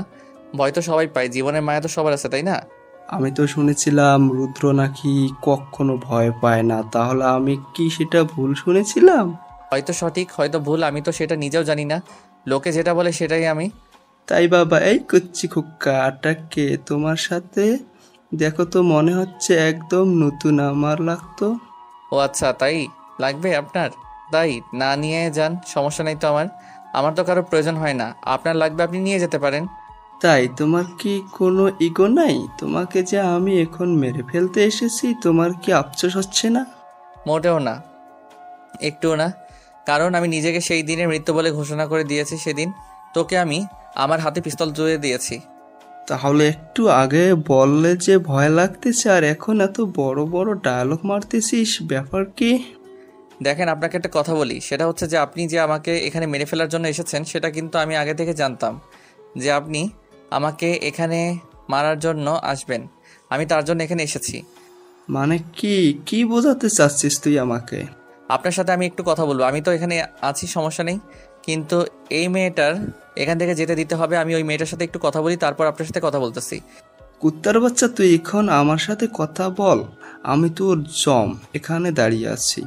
দেখেন, যদি আমি কুত্তার বাচ্চা হইতাম তাহলে আমাকে কুত্তার বাচ্চার মতো দেখা যেত, মানুষের মতো না। তাই এরকম আলতু ফালতু গালিগালাজ করবেন না। আর এখানে একটা মেয়ে মানুষ আছে, সুন্দরভাবে কথা বলেন। মেয়ে মানুষটাকে পাঠিয়ে দেই, আমাকে মেরে ফেলেন, সেটা পরে দেখা যাবে। কেউ কোথাও যেতে পারবে না, সবাই এখানেই থাকবা, আর দুজনকেই মেরে ফেলবো। আপনি এখান থেকে চলে যান, আর এখান থেকে হয়তো যেতে পারবেন। যেদিক দিয়ে এসেছি সেদিক দিয়ে চলে যাবেন। আপনি ভাবলেন কি করে আপনাকে এখানে একা রেখে আমি চলে যাব? দেখেন ম্যাডাম, আমি যেটা বলছি সেটা শুনেন, না হলে সবার আগে কিন্তু আপনার। প্লিজ, আপনি এখন চুপচাপ থাকেন, এখানে একটাও কথা বলবেন না। উনি কি বলেন শোনেন, আর চুপচাপ এখান থেকে চলে যাব আমরা দুজন এখান থেকে। এখন কি আপনি আমার মাথা গরম করাবেন নাকি বুঝতে পারছি না। যেটা বলতেছি সেটা শুনলে সমস্যা কি? আমি যেটা বলছি সেটা শুনলে আপনার সমস্যা কি? আপনি ওনার কথা শুনলে তো হয়, উনি আমাদের যেতে দিবে, তাই না? তার মানে আপনি চাচ্ছেন যে আমি ওনার কথা শুনবো, ওনার গোলামি করব, আর তারপর আমার জীবন ভিক্ষা নিয়ে চলে যাব? মানুষকে বেঁচে থাকার জন্য অনেক সময় অনেক কিছু স্যাক্রিফাইস করতে হয়। আজকে না হয় এটা করলেন, সমস্যা কি? এই জন্য কোথাও গিয়ে মেয়ে মানুষের সাথে বন্ধুত্ব বা কোনো মেয়ে মানুষকে নিয়ে বিপদে পড়লে সেই মেয়ে মানুষকে বোঝাতে নেই। আমাকে কোনো কিছু বোঝাতে হবে না, এখন আমি যেটা বলতেছি সেটা করেন। এখন যদি আপনি মরে যান না, আমার কোনো আফসোস নাই, বুঝছেন? আপনি আমার কথা কিছু শুনলেন না। এখন আপনার খুশি, আমি তো মরার জন্য প্রস্তুত। কথাটা বলে রুদ্র পিস্তল বের করে মুচকি হেসে দিয়ে কমলের সামনে গিয়ে দাঁড়িয়ে পড়ল। কমলের লোকেরা সবাই গান পয়েন্ট করলো রুদ্রের দিকে। রুদ্র কোনো কথা বলতেছে না, চুপচাপ আকাশের দিকে একটা ফাঁকা গুলি করলো। আকাশের দিকে ফাঁকা গুলি করা দেরি, সেখানে রক্তের বৃষ্টি শুরু হতে দেরি হলো না। 5 মিনিটের ভিতরেই কমল বাদে কমলের প্রত্যেকটা লোক মাটিতে শুয়ে পড়লো। রুদ্র অবন্তিকা তার বুকের সাথে জড়িয়ে ধরে আছে, না হলে অবন্তিকার অবস্থা শেষ হয়ে যেত। তার জন্য অবন্তিকাকে জড়িয়ে ধরে রেখেছে। কমল, এবার বল, কি করবি? পালিয়ে যাবি নাকি নিজের জীবন দিবি? বাবা, আমার ভুল হয়েছে, আমাকে মাফ করে দাও বাবা, আমি সত্যিই জানতাম না বাবা, আমার ভুল হয়েছে। সবাই না এটাই বলে, যখন বিপদে পড়ে এটাই বলে, কিন্তু আমি কখনো এটা বলি না। আমি বলি আমার জীবনটাই নিয়ে নে। বাবা, আমার ভুল হয়ে গেছে বাবা, আমার জীবনে মায়া আছে আমার কাছে, প্লিজ বাবা আমাকে যেতে দাও, আমার সন্তান আছে। কুত্তার বাচ্চা, এবার পায়ে ধরে মাপ চাওয়ার কি আছে? এত ছোট কলিজা নিয়ে এরকম করিস কিসের জন্য? তোকে বলেছিলাম না দেখিয়ে দেবো। আমি কথা বলে চুপ করে থাকার লোক না, কাজে দেখিয়ে দেওয়ার লোক। বাবা, আমার ভুল হয়ে গেছে। আমি জীবনেও তোমার এলাকাতে আর আসবো না, আর তোমার বিরুদ্ধে জীবনেও কথা বলবো না আজকের পর থেকে। তোর জীবন থাকলে তো তুই আমার বিরুদ্ধে কথা বলবি বা আমার এলাকায় আসবি, তাই না? বাবা, এরকম করিও না প্লিজ। বাবা, আমাকে মাফ করে দাও, আমাকে দাও বাবা। এভাবে বললে তো ছেড়ে দেওয়া যায় না। আমার তো এখানে কোনো কিছু করার নাই। আমার ছোট ভাইরা যেটা ফয়সালা করবে সেটাই। আমি যাচ্ছি, তোর যেটা খুশি সেটা করতে পারিস ওদের সাথে। বাবা, এরকম করো না বাবা আমার সাথে, প্লিজ বাবা, আমাকে ছেড়ে দাও বাবা। রুদ্র কোনো কথা না বলে চুপচাপ সেখান থেকে অবন্তিকাকে সঙ্গে করে নিয়ে বাসার উদ্দেশ্যে রওনা দিল। আর এদিকে তার ছোট ভাই যত ছিল সবাই সব কাজ কমপ্লিট করে সবগুলোকে নদীতে ফেলে দিল। তারপর যে যার কাজে ব্যস্ত হয়ে পড়লো। পরের দিন সকালবেলা সবাই চায়ের দোকানে আড্ডা দিচ্ছিল। রুদ্র এর ঘুম ভেঙে গিয়েছে। ঘুম থেকে উঠে দেখে অবন্তিকা রুমের ভিতরে নেই। রুদ্র আর সেদিকে ভুরুক্ষেপ না করলে আবারও ঘুমিয়ে পড়লো। রাতে নদীর ধারে কি হয়েছিল শুনি? কই কি তেমন কোনো কিছু হয়নি, আমি তো কিছুই জানি না। আমি তো গিয়ে ঘুমিয়ে পড়েছিলাম। দেখো, আমাকে মিথ্যা কথা বলবা না, তাহলে কিন্তু মোটেও ভালো হবে না। আরে পাগলি, তেমন কোনো কিছু হয়নি, আমি জানি না ওইসব। আমি গিয়ে সোজা ঘুমিয়ে পড়েছিলাম সত্যি। তোমাকে বলতে হবে না, আমি রুদ্র ভাইয়াকে জিজ্ঞেস করে নিব কি হয়েছিল। আমি রুদ্র ভাইয়ের বাসায় যাচ্ছি। আসলে গতকাল কমল নামে একজন গ্যাংস্টার রুদ্র ভাইকে মারার জন্য প্ল্যান করেছিল। রুদ্র ভাই সঙ্গে সঙ্গে আমাদেরকে জানিয়ে দেয়। আমরা সেখানে উপস্থিত হওয়ার পর রুদ্র ভাই বেঁচে যায় কোনোভাবে। কি বলো, রুদ্র ভাইয়ের উপর অ্যাটাক হয়েছিল আর আমরা কেউ জানতেই পারলাম না? গ্রামবাসী বলো কি, রুদ্র ভাইয়ের উপর অ্যাটাক হয়েছে? এত বড় খবর তুমি? শুধু তুমি জানো না, বাকি গ্রামবাসী সবাই জানে। এত হাইপার হওয়ার কিছু নেই, চুপচাপ থাকো। ও আচ্ছা, তাহলে আমি কোথায় ছিলাম? আমি কি অন্য জগতে ছিলাম নাকি? বুঝছি, কাল ক্লান্ত ছিলাম তো, তাই হয়তো ঘুমিয়ে পড়েছিলাম তাড়াতাড়ি। ঘুমিয়ে পড়বে না তো কি করবে, ছোট বাচ্চা? এই দেখো, ভালো হবে না কিন্তু। মোটেও তুমি আমাকে ছোট বাচ্চা বলবে না। ছোট বাচ্চাদের ছোট বাচ্চাই বলতে হয়, তাই না? কালকে তুমি রাত 9টার আগেই ঘুমিয়ে পড়েছো। আচ্ছা চলো, রুদ্র ভাইয়ের কাছে আয়, আমরা দুজন গিয়ে আজকে বলে আসি। আসলে তুমি পাগল হয়ে গিয়েছো, তোমার মাথায় কোনো কিছু ঠিক নেই। তুমি নিজেকে ঠান্ডা করো। আরে কালকে রাত্রে বাবা জানি কার সাথে কথা বলতেছে আমার বিয়ের ব্যাপার নিয়ে। আমি তো ঘুমাতেই পারছিলাম না ঠিক মতো। তুমি কখন কি বলতেছো না বলতেছো, তোমার মাথা কাজ করতেছে তো ঠিক মতো? তুমি কি একটু আগে কি বললা? তুমি গতকালে অনেক ক্লান্ত ছিলা, ঘুমিয়ে পড়েছিলা, আর এখন কি বলতেছো? আসলে টেনশনে কি থেকে কি হয়ে যাচ্ছে আমার, আমি নিজেই বুঝতে পারতেছি না। আসলে আমার কি করা উচিত আমি বুঝতেছি না। তোমাকে এখন কোনো কিছু করতে হবে না বা কোনো কিছু বুঝতেও হবে না। তুমি থাকো, আমি রুদ্র ভাইয়ের কাছে গেলাম। রুদ্র ভাই ডাকতেছে। আমাকে সাথে করে নিয়ে গেলেই তো পারো, তাহলে আমি কথা বলে আসতে পারতাম, তাই না? সময়টা হোক, নিয়ে যাবো তো, তাই না? আমি বলতেছি না 1 মাস সময় চেয়েছি, 1 মাসের ভিতরে সবকিছু কমপ্লিট করলেই তো হলো। আচ্ছা যাও তাহলে, আমিও যাই, বাসায় কিছু কাজ বাকি আছে, কাজগুলো শেষ করে গিয়ে রাতে দেখা হবে। কথাটা বলে নিশিতা সেখান থেকে চলে গেল। আর এদিকে মিশন রুদ্রের বাসার উদ্দেশ্যে রওনা দিল। রুদ্র ঘুম থেকে উঠে ফ্রেশ হয়ে এখনো বিছানায় বসে আছে, কিন্তু এদিকে অবন্তিকার মুখ গুমরা করে বসে আছে। কালকের ওই ঘটনার পর থেকে রুদ্রের সাথে একটা কথাও বলতেছে না সকাল থেকে, এখনো কোনো কিছু খায়নি পর্যন্ত। এই মেয়ে আর কতক্ষণ এভাবে থাকবেন আপনি? সেটাই বলেন তো শুনি। আপনাকে বলছি না আমার সাথে কথা বলবেন না, তারপরও কথা বলতেছেন কিসের জন্য? কথা বলতে হবে না আমার সাথে, অন্তত খেয়ে নিয়ে আপনি বড় লোকের মতো চুপ করে থাকেন, আমি কিছু বলবো না। আমার ক্ষুধা নেই, আমি এখন খাবো না। যখন ক্ষুধা লাগবে তখন খেয়ে নেব, নিজে থেকে আপনাকে কিছু করতে হবে না। দেখেন, আপনি এভাবে মুখ গোমরা করে থাকলে না আপনাকে মোটেও ভালো দেখায় না, তাই এইভাবে না থেকে আমাকে ভালো দেখাক বা না দেখাক সেটাতে আপনার কিছু যায় আসে না, বা আমার কোনো। এবার কিন্তু মোটেও ভালো হচ্ছে না। আমি কিন্তু কি করব বুঝতে পারতেছি না। আপনি কিভাবে পারলেন এতগুলো মানুষকে নৃশংসভাবে শেষ করে দিতে? আপনার কি? ও আচ্ছা, তাহলে এই ব্যাপার। সেই ঘটনার জন্য এত মন খারাপ? এগুলো তো স্বাভাবিকের থেকে কত ভয়ঙ্কর হয়ে যায়। আসলে আপনি মানুষ নামের কলঙ্ক।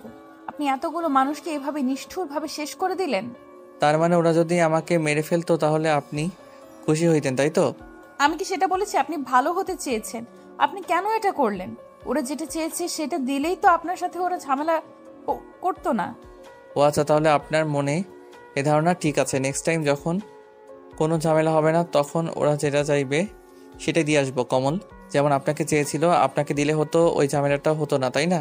তারপর কমল আপনাকে নিয়ে গিয়ে সবাইকে দিয়ে দিত আর আপনি রাতের রানী হয়ে যেতেন। খুব ভালো হতো। তাহলে কি আপনি আমার জন্য সবাইকে মেরে ফেলেছেন এইভাবে? কেন আমি আপনার জন্য সবাইকে মেরে ফেলবো? আমার পার্সোনাল ছিল তাই। সত্যি করে বলেন না কেন, আমার জন্য এসব করেছেন নাকি? মোটেও না, এখন আমি আপনাকে খাইয়ে দিচ্ছি, আপনি চুপচাপ খেয়ে নেন, না হলে কিন্তু ভালো হবে না। কথাটা বলে রুদ্র খাবার প্লেট হাতে করে নিয়ে গিয়ে অবন্তিকার সামনে দাঁড়িয়ে পড়লো আর খাবার তুলে অবন্তিকার মুখের সামনে ধরলো। অবন্তিকা আর না করতে পারলো না। অবন্তিকা চুপচাপ খেয়ে নিল আর অবন্তিকার মনের ভিতর একটু ভালো লাগা কাজ করতেছে যে তার জন্য আজকে এমন একটা ফিলিংস কাজ করতেছে তার মনে। তার মিশন দিন দিন সফল হতে চলেছে। আচ্ছা, আপনি কি কখনো কারো প্রেমে পড়েননি? হা হা হা। হাসতেছেন কেন? ব্যাপারটা বুঝলাম না। কেন, আপনার কি মন নেই? আমি আর প্রেম, মন থাকলে যে প্রেমে পড়তে হবে এরকম তো কোনো কথা নেই। আপনি তো আমাকে খাইয়ে দিচ্ছেন, ঠিক আছে, কিন্তু আপনি কি খাইছেন? এখন খেতে ইচ্ছে করতেছে না, পরে যখন ইচ্ছে হবে খেয়ে নেব। এটা আবার কোন ধরনের কথা? আপনি আমার ঠিক খোঁজ খবর রাখতেছেন, বাট আপনি নিজে খাচ্ছেন না। জীবনে আমার কোনো অতিথি ছিল না, আপনি প্রথম আমার লাইফে অতিথি আপ্যায়ন না করলে কেমন হয় না? কেন, আপনার বাড়িতে কোনো মেহমান আসে না? আপনার আত্মীয় স্বজন কেউ নেই? থাকলে তো আসবে, আর আমার আত্মীয় স্বজন আছে কিনা আমি তো সেটা নিজেও জানি না। কেন, আপনার কখনো ইচ্ছা হয়নি যে আপনার ফ্যামিলির খোঁজ খবর নিতে? কে আপনার বাবা মা? অযথা সময় নষ্ট করার কোনো ইচ্ছা নেই, তাই আর ওইসব খোঁজ খবর নিতে যাইনি। এখন আমার খাওয়া হয়েছে, আর খাওয়াতে হবে না। আমার তো পেট ফুলে বেলুন হয়ে যাচ্ছে। আপনার কথায় মাঝে মাঝে এমন কথা উঠে আসে না, না হেসে থাকতে পারি না।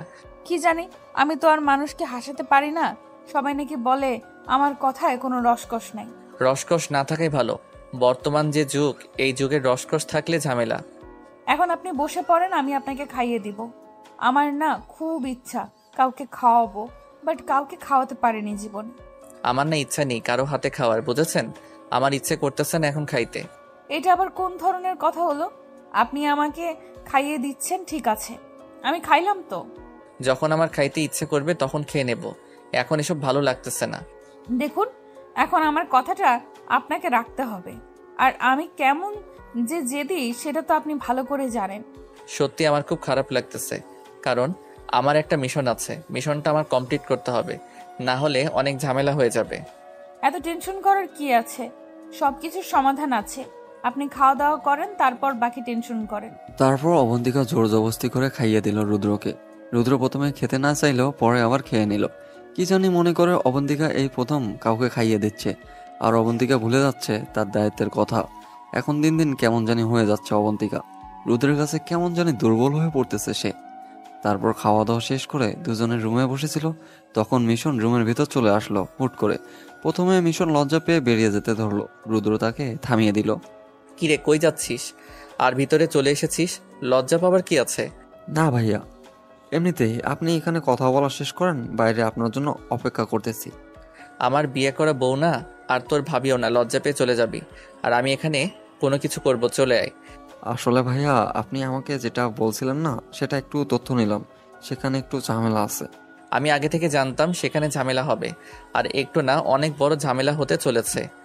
আচ্ছা ভাইয়া, তাহলে আমি সবাইকে খবর দিচ্ছি। আর তোদেরকে কিছুই করতে হবে না, যা করব আমি একা করব, কারণ এটা জীবন মরণের খেলা। আমি মরে গেলে কান্না করা থাকবে না, কিন্তু তোরা মরে গেলে অনেকে কান্না করার থাকবে, আর অনেকে অভিশাপ দিবে আমাকে। ভাইয়া, এটা আপনি কি বলতেছেন? আপনি জীবনের রিস্ক নিয়ে সেখানে যাবেন আর আমরা এখানে বসে থাকবো, এটা কিভাবে? দেখ, তুই কোথায় কি করিস না করিস সব কিন্তু আমার নলেজে আছে। তাড়াতাড়ি বিয়েটা দিচ্ছি তোদের, এই ঝামেলার আগেই বিয়ে দেব। নতুন দাম্পত্য জীবন শুরু কর। আমি মরে গেলেও আপনাকে সেখানে আমি একা যেতে দেব না। দেখ ভাইয়া, এরকম করিস না, তোরা সবাই ভালো থাক, আমি এটাই চাই। ভাইয়া, আমরা কেউ আপনাকে একা সেখানে যেতে দেব না, এটা আপনি যতই বলেন না কেন, আমরা কেউ মানবো না এটা। আচ্ছা, সেটা পরে দেখা যাবে। আর আমি আজ রাতে নিশিতার বাবার সাথে কথা বলবো, তোদের বিয়ের দিন তারিখ ঠিক করব। কিন্তু ভাইয়া, এই ব্যাপারটা আপনি জানলেন কিভাবে? এটা তো কেউ জানে না। আমি তোর বড় ভাই, এই কথাটা মাথায় রাখিস, বুঝছিস? আর বড় ভাইয়ের কাছে। আচ্ছা ভাইয়া, আর এখানে কোনো কিছু বলতে চাই না আমি এখানে, আপনি আর কিছু বলেন না, আমি বুঝতে পারছি। নে, এখানে 5 লাখ টাকা আছে, সুন্দরভাবে সবকিছু আয়োজন করবি, কোনো কিছু যেন কমতি না থাকে, গ্রামের প্রতিটা মানুষ যেন খুশিতে মুখরিত হয়। আচ্ছা ভাইয়া, কোনো সমস্যা নেই, আপনি যেভাবে চাইবেন সেভাবেই হবে, আমি সবাইকে খবর দিচ্ছি। আচ্ছা, এত লাফালাফি করা যাবে না কিন্তু, তাহলে কিন্তু শত্রুরাও জানতে পারলে ঝামেলা হয়ে যাবে। যা করবি চুপচাপ হুট করে আয়োজনটা শুরু হয়ে যাবে।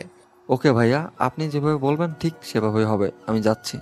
কথাটা বলে মিশন টাকাগুলো হাতে নিয়ে চলে গেল। তারপর তার ফ্রেন্ড সার্কেল মানে যারা একসাথে কাজ করে সবাইকে খবর দিল। সবার হাতে টাকা ধরিয়ে দিল, প্রতিটা মানুষকে টাকাগুলো দিতে বলল। গ্রামে প্রায় 500 মানুষ বসবাস করে। সবাই সুন্দরভাবে টাকাগুলো বন্টন করে দিল এবং সবাইকে বিয়ের দাওয়াত দিল। এই গ্রামে যত মানুষ থাকে সবাই রুদ্র নিজের ছেলের মতো ভালোবাসে, কেউ ভাইয়ের মতো, কেউ বা চাচার মতো। যার সম্বন্ধ যেমন সেভাবেই সবাইকে আপন করে নিয়ে আসে রুদ্র। তখন আপনি কিসের মিশনের কথা বললেন? আর সেখানে আপনি একাই যাবেন? এটা বলা যাবে না, বাট এটাতে অনেক রিস্ক আছে, তাই আমি একাই যাব। আমি মরে গেলে আমার পাশে কান্না করার কেউ থাকবে না, কিন্তু ওরা যদি কেউ মারা যায় ওদের ফ্যামিলি আছে। আপনি যদি জানেন আপনি সেখানে গেলে মারা যাবেন, তাহলে কেন আপনি সেখানে একাই যাবেন? আমি যদি মারা যাই না, সেখানে সবাইকে নিয়ে মারা যাব, কিন্তু এই বাকি গ্রামের মানুষগুলো সবাই সারা জীবন বসে খেতে পারবে। আপনি বেঁচে থাকলেও তো তারা সারা জীবন বসে খেতে পারবে, তাই না? আপনি তো তাদের উপার্জন করে খাওয়াতে পারবেন। পুলিশের যে চাপ পড়েছে আমার উপর, কখন যে কি হয় আমার, আর এদিকে যে আমার শত্রু বাহিনীর হাতে কখন মরে যায়, ঠিক আছে? আমার পুলিশকে এত ভয় পাচ্ছেন কেন? আর আপনার শত্রু বাহিনী তো সুযোগ পেলে আপনাকে মেরে ফেলবে। পুলিশের কাছে আমি অবৈধ কাজ করি, তারা তো আর জানে না যে আমি কেন অবৈধ কাজ করি, কেন এই পথে আছি। আপনি বুঝিয়ে বলে অবশ্যই তারা বুঝবে, কিন্তু সবার কাছেই সমান, তাই না? সেই সুযোগটা দিলে তো আমি তাদেরকে বলবো, তাই না? সেই সুযোগটা কিন্তু তাদের সামনে পাবোই না। আপনি চেষ্টা করলে কিন্তু সবকিছুই করতে পারবেন। যেহেতু চেষ্টা করে এতগুলো মানুষকে খাওয়াতে পারেন, তো এটাও করতে পারবেন। সেটা পরে দেখা যাবে, আগে সবাইকে হাসি খুশি রাখি, পরেরটা পরে দেখাবো। আমাকে বাইরে নিয়ে যাবেন? আমি দিনের বেলায় গ্রামটা ঘুরে দেখতে চাই। আপনাকে দেখে মনে হয় না আপনি এই গ্রামে ঘুরতে পারবেন, কারণ আপনার যদি কোনো শত্রু দেখে ফেলে। আপনি সাথে থাকলে আমি ভয় পাই না। আপনার সামনে থেকে আমাকে নিয়ে যাবে এমন হ্যাডাম কারোর কাছেই নেই। আমাকে এত বিশ্বাস করা কিন্তু মোটেও ঠিক হচ্ছে না। কখনো আমি পোল্টিবাজি করি, ঠিক নেই। এরকম কথা বলতেছেন কিসের জন্য? পোল্ট্রিবাজি করবেন মানে? মানুষ স্বার্থের জন্য সবকিছু করতে পারে। আপনি যেমন আপনার জীবন রক্ষার স্বার্থে এখানে এসে থাকতেছেন না, আমার হয়তো জীবন রক্ষার স্বার্থে আপনার সাথে বেইমানি করতেই পারি। আপনি এসব কি কথাবার্তা বলতেছেন? আমার সাথে বেইমানি করবেন? আমি কি আপনার কোনো ক্ষতি করেছি? ক্ষতি না করলে যে বেইমানি করবো না এটার কোনো গ্যারান্টি আমি আপনাকে দিতে পারবো না। তাই আমি যতদিন ভালো আছি ততদিন ভালো, খারাপ হওয়ার আগে আপনি এখান থেকে চলে যাওয়াই ভালো হবে। আপনি কি জীবনে কখনো ভালো হবেন না? কবে যে মরে যায় সেই হিসাবটাই রাখি না, আবার ভালো হওয়ার হিসাব কখন রাখবো শুনি? মানুষ চাইলে সবকিছুই করতে পারে, বুঝছেন? আপনি যদি চান তাহলে ভালো হতে পারবেন, জীবনযাপন সুন্দরভাবে করতে পারবেন। আপনি জানেন, আইনের লোকেরা গ্রামকে সিন্ডিকেট গ্রাম বলে অভিহিত করে। তারা এই গ্রামকে উড়িয়ে দিতে চায় মানচিত্র থেকে। এই গ্রামের প্রতিটা মানুষকে তারা নৃশংসভাবে মারতে চায়, জানেন আপনি? এটা কেন করবে তারা? আমি বুঝতেছি না। আপনার কি মনে হয় প্রতিটা পুলিশই ভালো, বা প্রতিটা আইনের লোক ভালো? আপনার কি মনে হয় জনগণ সবাই ভালো, আইনের লোক সবাই ভালো? আমি সেটা বলতেছি না, কিন্তু ভালো হওয়ার চেষ্টা করলেও কিন্তু সবকিছু থেকে বেরিয়ে এসে ভালো হওয়া যায় নিজের চেষ্টায় থাকলে। এসব কথা বাদ দেন তো, চলেন আপনাকে আমার গ্রামটা দেখিয়ে নিয়ে আসি।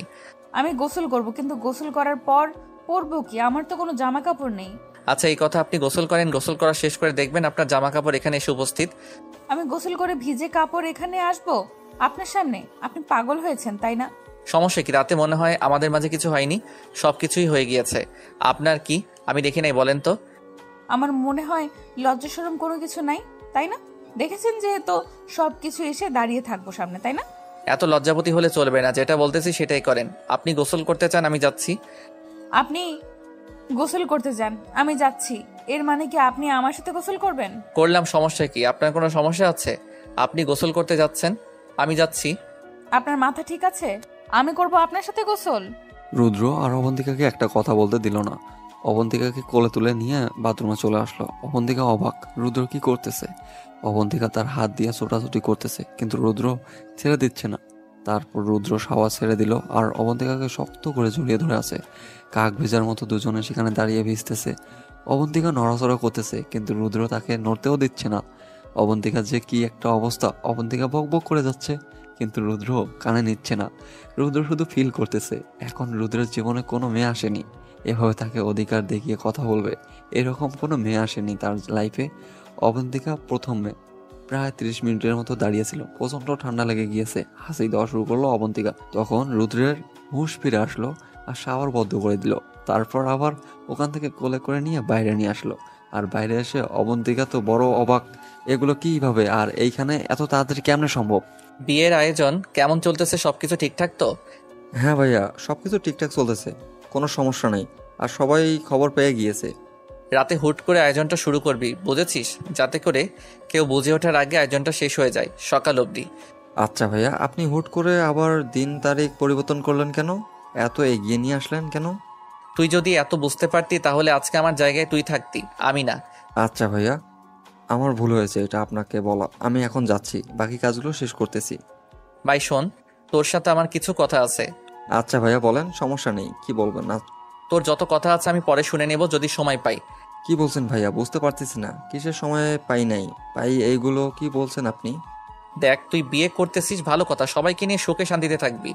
আর আমি যদি এই গ্রামে না থাকি তাহলে সবাইকে একসাথে করে রাখবি সব সময়। আমার জায়গাটা তুই ধরে রাখবি। ভাইয়া দেখেন, এরকম কোনো কিছু করবেন না ভাইয়া, তাহলে আমি নিজেই শেষ করে দেব ভাইয়া। আমরা ভালো থাকতে পারবো না ভাইয়া আপনাকে ছাড়া। তোকে আমার সব কথা বলে দিলাম, তুই এই কথাটা কাউকে বলবি না।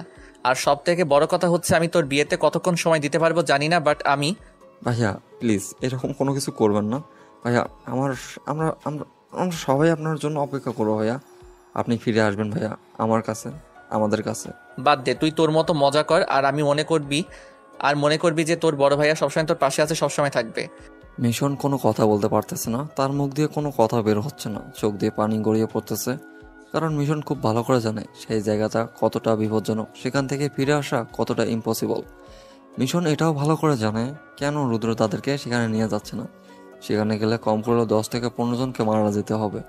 আর রুদ্র কারোর সাথে কোনো প্ল্যান শেয়ার করেনি সেখানে একা কি করবে না করবে।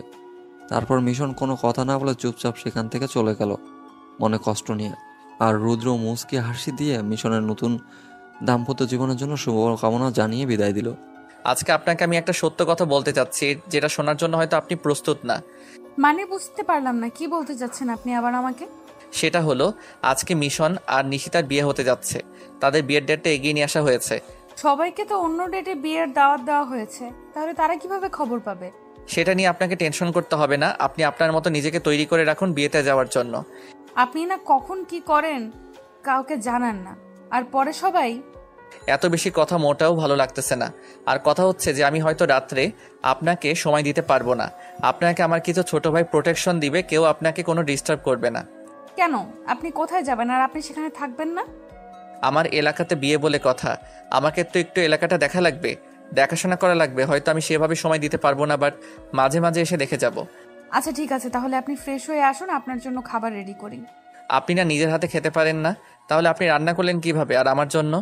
নিজে খেতে পারি না এটা সত্যি, কিন্তু রান্না তো করতে পারি। এটা তো বলিনি যে রান্না করতে পারি না।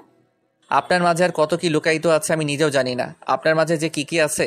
আমার মাঝে আরো অনেক কিছু স্পেশাল আছে, সেটা সময় হলে তারপর দেখতে পারবেন।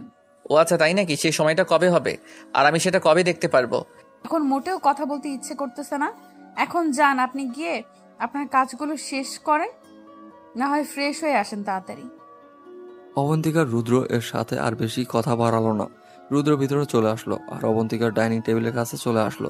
এসে ফোন বের করে অফিসার নাদিম সাহেবকে ফোন করলো আর তাদের স্টাফকে রেডি হতে বললো আজকে মিশনে নামার জন্য। আজকে এখান থেকে সবাইকে গ্রেপ্তার করে নিয়ে যাবে। আচ্ছা ম্যাডাম, আপনি যেভাবে প্ল্যান করেছেন সেভাবেই সবকিছু হবে, কোনো সমস্যা হবে না।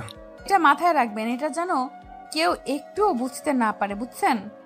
সমস্যা নেই, আমরা আমাদের স্পেশাল সব ফোর্স নিয়ে সেখানে পৌঁছে যাব। এটা কিন্তু মাথায় রাখবেন, এই গ্রামের প্রতিটা মানুষ কিন্তু রুদ্রর জন্য পাগল, জীবন দিতেও। সমস্যা নাই, এখানে কোনো বাধা মানব না। কেউ সামনে আসলে তাকে আমরা লাশ বানিয়ে তারপর রুদ্রকে নিয়ে আসব। যে কোনো মূল্যই রুদ্রকে লাগবে, বুঝছেন? রুদ্রের মাধ্যমে কিন্তু আমরা পুরো গ্যাংস্টার দমন করতে পারবো। আচ্ছা ম্যাডাম, বেশি কথা বলা ঠিক হবে না, আপনি যে কোনো মুহূর্তে ধরা পড়তে পারেন। এটা নিয়ে আপনাকে টেনশন করতে হবে না। আজকে মাথায় রাখবেন, এখানে কিন্তু বিয়ে হতে চলেছে, ভুল করেও কোনো কিছু যেন মিস্টেক না হয়। সমস্যা নেই, কোনো মিস্টেক হবে না আমাদের। আর আমরা চেষ্টা করব সবাইকে জীবিত অবস্থায় ধরার। যদি কেউ মারাও যায় তাতে কোনো আফসোস নেই, কিন্তু রুদ্রকে জীবিত অবস্থায় লাগবে আমাদের পুরো, বুঝছেন আমার বিষয়টা? আচ্ছা ম্যাডাম, তাহলে তো হয়েই গেল। এখন আমরা নির্ভয়ে কাজ করতে পারবো, আমাদের সামনে আর কেউ দাঁড়াতে পারবে না 2 সেকেন্ডও। আর একটা কথা, আমার বাবা মাকে জানিয়ে দিবেন যে আমি আগামীকালকে বাসায় ফিরে আসব, আমাকে নিয়ে যেন আর টেনশন না করে। আপনি পারলে বাসায় একটু কথা বলেন, সেটাও বেটার হবে। আঙ্কেল আন্টির অবস্থা খুব খারাপ। এই অবস্থা তাদের সাথে কথা বলা সম্ভব না। যে কোনো সময় আমি ধরা খাবো। ঠিক আছে ম্যাডাম, তাহলে আমি তাদেরকে এক্ষুনি গিয়ে খবরটা জানিয়ে দিচ্ছি আর বাকি সবাইদেরও খবর দিচ্ছি। এখন থেকে মিশন শুরু করে দেন, আর আশেপাশের এলাকার যত আছে সব জায়গায় আমাদের লোক সংখ্যা বসিয়ে দেন। একটা লোকও যেন এই এলাকা থেকে বেরিয়ে অন্য এলাকায় যেতে না পারে। ঠিক আছে, এখন তো এটা করা যাবে না, এটা হয়তো রাত 10টার পর করতে হবে। এখন যদি করা হয় তাহলে বুঝতে পেরে যাবে তারা ওই দিক থেকে আক্রমণ শুরু হয়ে যাবে। এই কথাটা অবশ্যই আপনি ঠিক বলেছেন, এটা আমার মাথায় ছিল না। ঠিক আছে, আপনি তাহলে এটাই করেন। কথাটা বলে ফোনটা রেখে দিল অবন্তিকা। আজকে তার মিশন কমপ্লিট হতে চলেছে, এটা ভেবে অনেক খুশি লাগতেছে অবন্তিকার।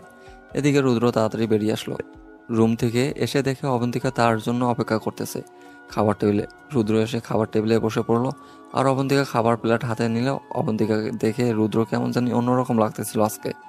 প্রতিদিনের মতো লাগতেছে না আজকে অবন্তিকাকে। অবন্তিকার ভিতরে অন্য কোনো রহস্য কাজ করতেছে আজকে, কিন্তু রুদ্র সেদিকে তোয়াক্কা না করে হয়তো তার ভিতরটা টেনশন কাজ করতেছে তার বাবা খুনিরা আজকে যদি তাকে অ্যাটাক করে এটা ভেবে। আপনি কি কোনো কিছু নিয়ে টেনশন করতেছেন? আপনাকে দেখে মনে হচ্ছে। না না, আমি ঠিক আছি, এমনিতেই খারাপ লাগতেছে। আজ বাবা মায়ের কথা খুব মনে পড়তেছে আমার। কিছুদিনের মধ্যে সবকিছু ঠিকঠাক হয়ে যাবে হয়তো। এখন একটু পরে মনে পড়বে, এটা স্বাভাবিক, যেহেতু বাবা মা আর বাবা মার ভালোবাসা পেয়ে বড় হয়েছেন। এখন আপনি কোথায় যাবেন? আর আমি তো এখন একা একা বিয়ে বাড়িতে যাইতে পারবো না। আমাকে তো সেখানে আপনি নামিয়ে দিবেন, তাই না? আমি এখন আপনাকে মিশনের বাসায় নামিয়ে দেব, আর সেখানে আপনি থাকবেন। আজকে সেখানে আপনাকে থাকতে হবে। আমি এখানে আসবো, তারপর একটা জায়গায় যাব, সেখান থেকে আবার মিশনের বাসায় যাব। আমি তো সেখানে কাউকেই চিনি না, কার সাথে কথা বলবো? আর সেখানে তো আমাকে কেউ চেনে না। গ্রামে কি মানুষ অভাব পড়েছে? অনেক মানুষ আছে, তারা আপনাকে সুন্দরভাবে দেখাশোনা করে রাখবে, কেউ কোনো কিছু বলবে না। সবাই আপনাকে রানীর মতো করে রাখবে। আমাকে রানীর মতো করে রাখবে কেন? আমার স্বামী কি রাজা নাকি? হতেও পারে, বলা তো যায় না। সমস্যা কোথায় আপনার? হলে তো আমি সৌভাগ্যবতী হয়ে যেতাম। আমার তো সেই কপাল নেই যে আমার স্বামী রাজা হবে আর আমি রানী হয়ে থাকবো। অনেক কথা হয়েছে, এখন খাওয়া দাওয়া তাড়াতাড়ি শেষ করে নেন, সন্ধ্যা হয়ে যাচ্ছে। আমি আপনাকে সেখানে নামিয়ে দেব। আমাকে কিন্তু খাইয়ে দিতে হবে, আমার তো আর। ও আচ্ছা, আমি ভুলে গিয়েছিলাম। নেন, আমি খেয়ে দিচ্ছি আপনাকে। তারপর রুদ্র অবন্তিকা খাইয়ে দিতে লাগলো আর অবন্তিকাও বেশ হাসি খুশি ভাবেই খাচ্ছে মন দিয়ে। কোনোভাবে বুঝতে দিচ্ছে না যে আজকে অবন্তিকা তার আসল রূপে বেরিয়ে আসতে চলেছে রুদ্রের সামনে। আর রুদ্র মনে মনে ভাবতেছে হয়তো আজকে অবন্তিকা শেষবারের মতো দেখতেছে, এরপর হয়তো তাদের জীবনে আর দেখা না হতেও পারে। রুদ্র খুব ভালোভাবে জানে সেখানে গেলে ফিরে না আসতেও পারে, বলা তো যায় না, ভাগ্যে যদি থাকে তাহলে ফিরে আসতেও পারে। খাওয়া দাওয়া শেষ করে দুজনে বেরিয়ে পড়লো। অবন্তিকার মিশনের বাসায় নামিয়ে দিল রুদ্র। তারপর রুদ্র বেরিয়ে পড়লো আর মিশন নদীর ধারে এসে একটা নৌকা করে নদী পার করে সাগর চলে আসলো। ছোট একটা জাহাজে করে সাগরের একটা বড় দ্বীপে এসে পৌঁছালো। ভাই, এখানে তো ঝামেলা লেগে গেছে, সবাই এসে উপস্থিত হচ্ছে, এখানে বড় গ্যাঞ্জাম হবে। তাই চুপ করে থাক, আমি সেখানে এসেছি, কাউকে বলবি না, বুঝছিস? ভাই, না বলে উপায় নেই ভাই। আপনাকে যে কোনো সময় কেউ দেখে ফেললে ঝামেলা হয়ে যাবে ভাই। তার থেকে আগে থেকে বলে দাও, ভালো হবে। আমি যেভাবে বলতেছি সেভাবে কাজ কর, বেশি কথা বলবি না। চুপ থাকতে বলছি, চুপ থাক। আচ্ছা ভাই, আপনি যেভাবে বলবেন সেভাবে, কিন্তু ভাইয়া একটু। নিজুম পুরো কথাটা বলতে পারলো না, তার আগে গোলাগুলি শুরু হয়ে গেল চারিদিকে। ভয়াবহ অবস্থা, কে কাকে মারতেছে, কে কাকে কি করতেছে। সেই সময় রুদ্র তার সেই গ্যাংস্টার রূপে ফিরে আসলো। নিজুম অবাক দৃষ্টিতে সেই দিকে তাকিয়ে রইল। এই রূপে কখনো সে সামনাসামনি রুদ্রকে দেখেনি, শুধু শুনে এসেছে। আজকে শুধু নিজুমের সৌভাগ্য হলো রুদ্রের এই অবস্থা দেখার। তারপর রুদ্র তার অগ্নি তাণ্ডব চালাতে লাগলো। চালাইতে চালাইতে অনেক ক্লান্ত সে। সারা রাত শেষ হয়ে ভোরের আলো চারিদিকে ছড়িয়ে পড়তেছে, তাও মিশন শেষ হচ্ছে না। এক অবস্থায় এসে জাহাজে আগুন লেগে গেল। চারিদিকে দাউ দাউ করে আগুন চলতেছে, টাকাগুলো জ্বলে পুড়ে ছাই হয়ে যাচ্ছে। যে যার জীবন বাঁচাতে ব্যস্ত, সবাই সবার জীবন নিয়ে পালিয়ে যাওয়ার জন্য সাগরে লাফিয়ে পড়তেছে জীবন বাঁচানোর জন্য। কিন্তু রুদ্র এখনো জাহাজের ভিতরেই আছে। নিজুম তাদের ছোট জাহাজটা নিয়ে বড় জাহাজের কাছে সাইডে গিয়ে দাঁড়িয়ে আছে আর রুদ্র ওপর থেকে টাকার বস্তাগুলো নামিয়ে দিচ্ছে। রুদ্র ক্লান্ত শরীরে টাকার বস্তা নামিয়ে দিতে দিতে অনেক ক্লান্ত হয়ে পড়ল। শেষ পর্যন্ত তাদের ছোট জাহাজটা টাকায় ভর্তি হয়ে গেল। রুদ্র নিজুমকে চলে যেতে বলল, কিন্তু নিজুম চলে যাচ্ছে না রুদ্রকে ছাড়া। সে যাবে না, কিন্তু রুদ্রর কথা শুনে ভয় পেয়ে চলে গেল। না হলে নিঝুমকে মেরে ফেলবে এই ধমকি দিয়েছে নিঝুমকে। নিঝুম কিছু দূর চলে যেতেই জাহাজে বিস্ফোরক ফেটে গেল আর পুরো জাহাজটা দাউ দাউ করে চলে গেল আর নিঝুম কান্নায় ভেঙে পড়লো। রুদ্র তাহলে কি জাহাজেই পুরে ছাই হয়ে গেল? এইখান থেকে কেউ নড়াচড়া করবি না, নড়াচড়া করবি তো মরবি, বুঝেছিস? সোজা হয়ে যে যেখানে সেখানেই থাক। আপু, আপনি পুলিশ অফিসার? আপনি ছদ্মবেশে ছিলেন ভাইয়ের কাছে? তোদের মতো জানোয়ারকে ধরার জন্য মাঝে মাঝে আমাদের মতো কিছু পুলিশ অফিসারকে বাধ্য হতে হয়। আপনি আমাদেরকে ভুল বুঝতেছেন। আপনি আমাদের সাথে এতদিন থেকেও আমাদের উপর আপনার ভুল ধারণাটা যায়নি। তোদের মতো কুত্তাদের আমার খুব ভালোভাবে চেনা আছে, যারা মানুষকে মানুষ মনে করে না, মেরে ফেলতে দ্বিধা বোধ করে না। আপনি সম্পূর্ণ ভুল ভাবতেছেন। এটা করবেন না, এটা করলে অনেক বড় ক্ষতি হয়ে যাবে। আর রুদ্র ভাইয়া যদি জানতে পারে? তো রুদ্র ভাই কবে মারা গিয়েছে, এতক্ষণ বেঁচে আছে তুই ভেবেছিস? তো রুদ্র ভাই তো কখন মরে গিয়ে ভূত হয়ে পড়ে আছে, কোথায় গিয়ে দেখ। ও আচ্ছা, যদি তাই হয়ে থাকে আপনি আমাদের এখান থেকে নিয়ে যেতে পারবেন না, আপনার লাশ এখান থেকে যাবে। তাহলে দেখা যাবে আজকে চোর পুলিশের মধ্যে কে জয়ী হয়, তোরা নাকি আমরা। রুদ্র ভাই আপনাকে ভীষণ পছন্দ করত আর নিজের থেকেও হয়তো আপনাকে একটু বেশি প্রাধান্য দেওয়া শুরু করেছিল, আর আপনি এর মাঝে আপনার আসল রূপে ফিরে আসলেন। এখানে সব রহস্য আমার কারণে, আমি সবাইকে ফাঁসিয়েছি, এখানে আমি সবাইকে প্ল্যান করে এখানে নিয়ে এসেছি। আপনি কাজটা মোটেও ঠিক করেননি, এজন্য আপনাকে পস্তাতে হবে, এমনকি আপনার জীবনটাও যেতে পারে। কথাটা বলে মিশন ইশারা করলো আর চারদিকে গোলাগুলি শুরু হয়ে গেল এবং গোলাগুলির আওয়াজকে কোথায় মরে পড়ে রইল কেউ বেঁচে রইল না। হাতে গোনা কয়েকজন বেঁচে আছে। স্নাইপার স্পেশালিস্ট বাইরে থেকে পুলিশের অনেক সাপোর্ট করেছে, যার জন্য খুব তাড়াতাড়ি রুদ্র এবং আত্মীয় স্বজনের মানে গ্রামের লোকেরা মৃত্যুর কোলে লুটে পড়ল। অবন্তিকা মিশন এবং নিশিতাকে মারতে চায়নি, কিন্তু পিছন থেকে গুলি এসে মিশন এবং নিশিতার বুকে আঘাত করলো আর বুক থেকে তাজা রক্ত গড়িয়ে পড়তে লাগলো। মিশন এবং নিশিতা নতুন দম্পতি তাদের ভালোবাসার শেষ নিঃশ্বাস ত্যাগ করলো, অপেক্ষা করতে লাগলো। আমাকে ক্ষমা করে দিস পাগলি, তোকে আমার ঘরে নিতে পারলাম না। আমার এক ফোঁটাও কষ্ট হচ্ছে না জানিস, কারণ আমরা রুদ্র ভাইয়ের জন্য জীবন দিচ্ছি। রুদ্র ভাই আমাকে সারা জীবন বেঁচে থাকার জন্য একাই মিশনে গেল, সেই রুদ্র ভাই হয়তো জানেই না তার ছোট ভাইটা এভাবেই শেষ হয়ে গেল। হয়তো আমরা দুজন একে অপরের জন্য তৈরি ছিলাম না, আর আমাদের ভাগ্যে লেখা ছিল না। এরকমই ছিল। আমাকে ক্ষমা করে দিও প্রিয়, কারণ আমি তোমার হতে পারলাম না তোমার সাথে সারাটা জীবন পার করতে। আমাদের মতো মানুষের কোনো মূল্য নেই সমাজে। সবাই ভাবে আমাদের কোনো ফিলিংস নেই, আমরা সবসময় মানুষ খুন করি, কিন্তু কেন খুন করি তার পিছনে রহস্য কেউ জানতে চায় না। সমাজে কেন গ্যাংস্টার তৈরি হয়? বড় লোকদের জন্য। এই বড় লোকেরা যদি গরিবদের সাহায্য করতো তাহলে সমাজে কখনো গ্যাংস্টার তৈরি হতো না। এই সমাজে বড় লোকরা সব থেকে বড় গ্যাংস্টার, তারা গ্যাংস্টার তৈরি করে, তারাই সব কিছু কন্ট্রোল করে, তাদের কিছু হয় না, কিন্তু মরতে হয় আমাদের মতো পাবলিকদের।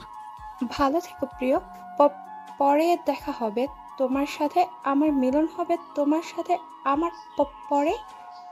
কথাটা বলে নিশিতা আগে মৃত্যুর কোলে ঢুলে পড়লো। কিছুক্ষণ পর মিশন শেষ নিঃশ্বাস ত্যাগ করলো। তাদের ভালোবাসার দেওয়া প্রতিশ্রুতি এখানে এই নিমিষের মাঝেই শেষ হয়ে গেল। নিমিষেই গ্রামটা হাহাকারে পরিণত হলো। চারিদিক থেকে যত পুলিশ ছিল সবাই একে একে ঘিরে ধরলো গ্রামটাকে, তারপর সবাইকে ধরে ধরে মেরে ফেললো। আর যারা বেঁচে ছিল তাদেরকে ধরে জেলে নিয়ে যাওয়া হলো।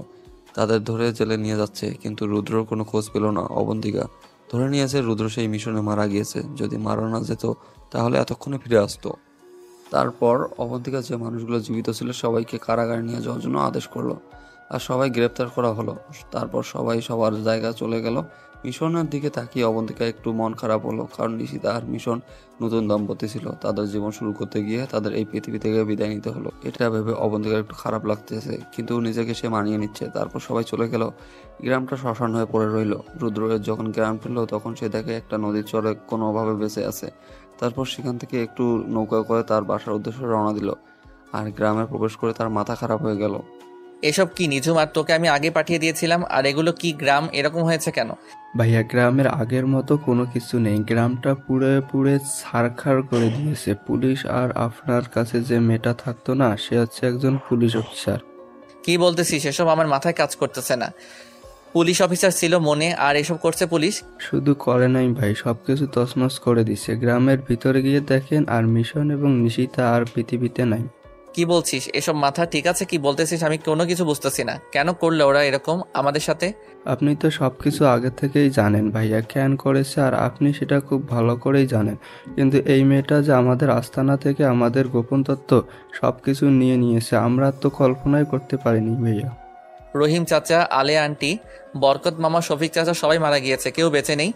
শুধু আপনি আর আমি দুইজনই বাইরে ছিলাম, আমরা দুজন বেঁচে আছি। আর যারা গ্রামে ছিল সবাই মারা গিয়েছে, আর যারা বেঁচে ছিল সবাইকে থানায় নিয়ে গেছে পুলিশ।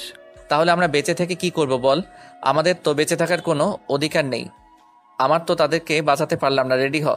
ভাইয়া একটু বুঝে শুনে কাজগুলো করলে ভালো হয় না? এই অবস্থায় কি আক্রমণ করা ঠিক হবে? আপনার অবস্থা দেখুন। আমি মরে গিয়েছি বুঝেছিস? এখন চল, আমি আর জীবিত নেই। এখন তুই যাবি আমার সাথে নাকি নিজের জীবন নিয়ে পালিয়ে যাবি? ভাইয়া এটা আপনি কোনো কথা বললেন? আপনি সবকিছু রেডি করে রেখেছো, শুধু হুকুমের অপেক্ষায় ছিলাম, এখন সেটাও পেয়ে গেছি। এখন চলেন, তাণ্ডবটা চালাবো কি এখন? তারপর রুদ্র এবং নিজুম দুজন তাদের জিপ করে বেরিয়ে পড়লো স্টেশনের দিকে। আর যেদিক দিয়ে যাচ্ছে সেদিক দিয়ে পুরো গ্রামটাকে উড়িয়ে দিচ্ছে, একদম আগুন দিয়ে পুড়িয়ে দিচ্ছে। আর এদিকে মুহূর্তে পুলিশ স্টেশনে খবর পৌঁছে গেল যে রুদ্র স্টেশনের দিকে আসতেছে আর পুরো গ্রামটা পুড়িয়ে ছারখার করে দিচ্ছে যেদিক দিয়ে যাচ্ছে সেদিক দিয়ে। কিছুক্ষণের মধ্যে তারা পুলিশ স্টেশনে পৌঁছে গেল, আর কোনো কথা নেই।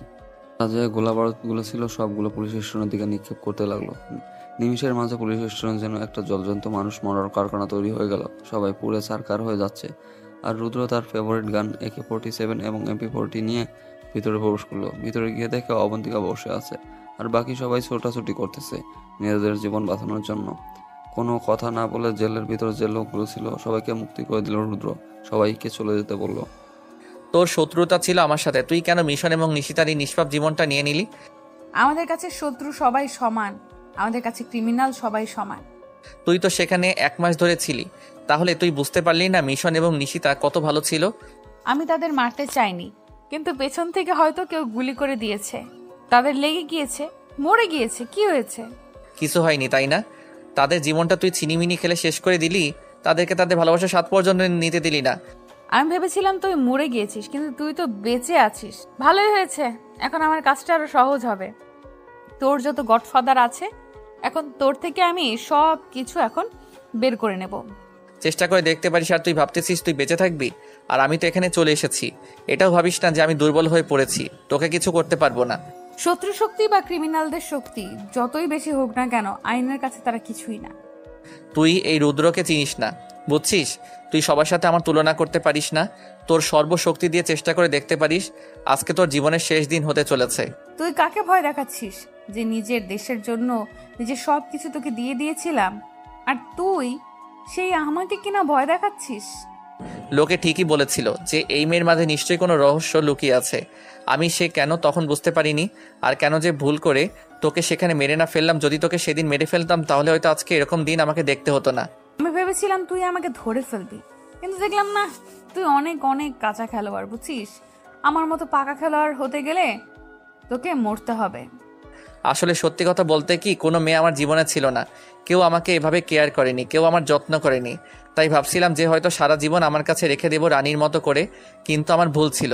আমি কখনো এটা কল্পনাই করিনি যে চোর আর পুলিশের মধ্যে কখনো সম্পর্ক হয় না। এটা ঠিক বলছিস, চোর আর পুলিশের কাছে কখনো সম্পর্ক হয় না। চোর আর পুলিশের কাছে যেটা হয় সেটা হচ্ছে শত্রুতামি।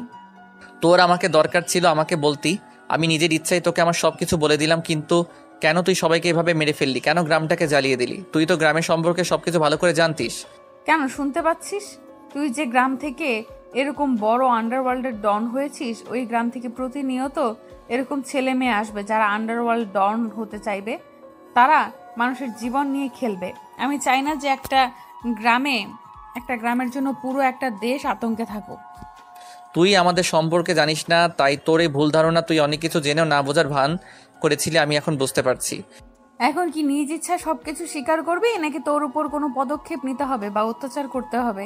নিজের ইচ্ছায় স্বীকার করলে তোর জন্য আমি সুপারিশ করব, যাতে করে তোর শাস্তি কম হয়।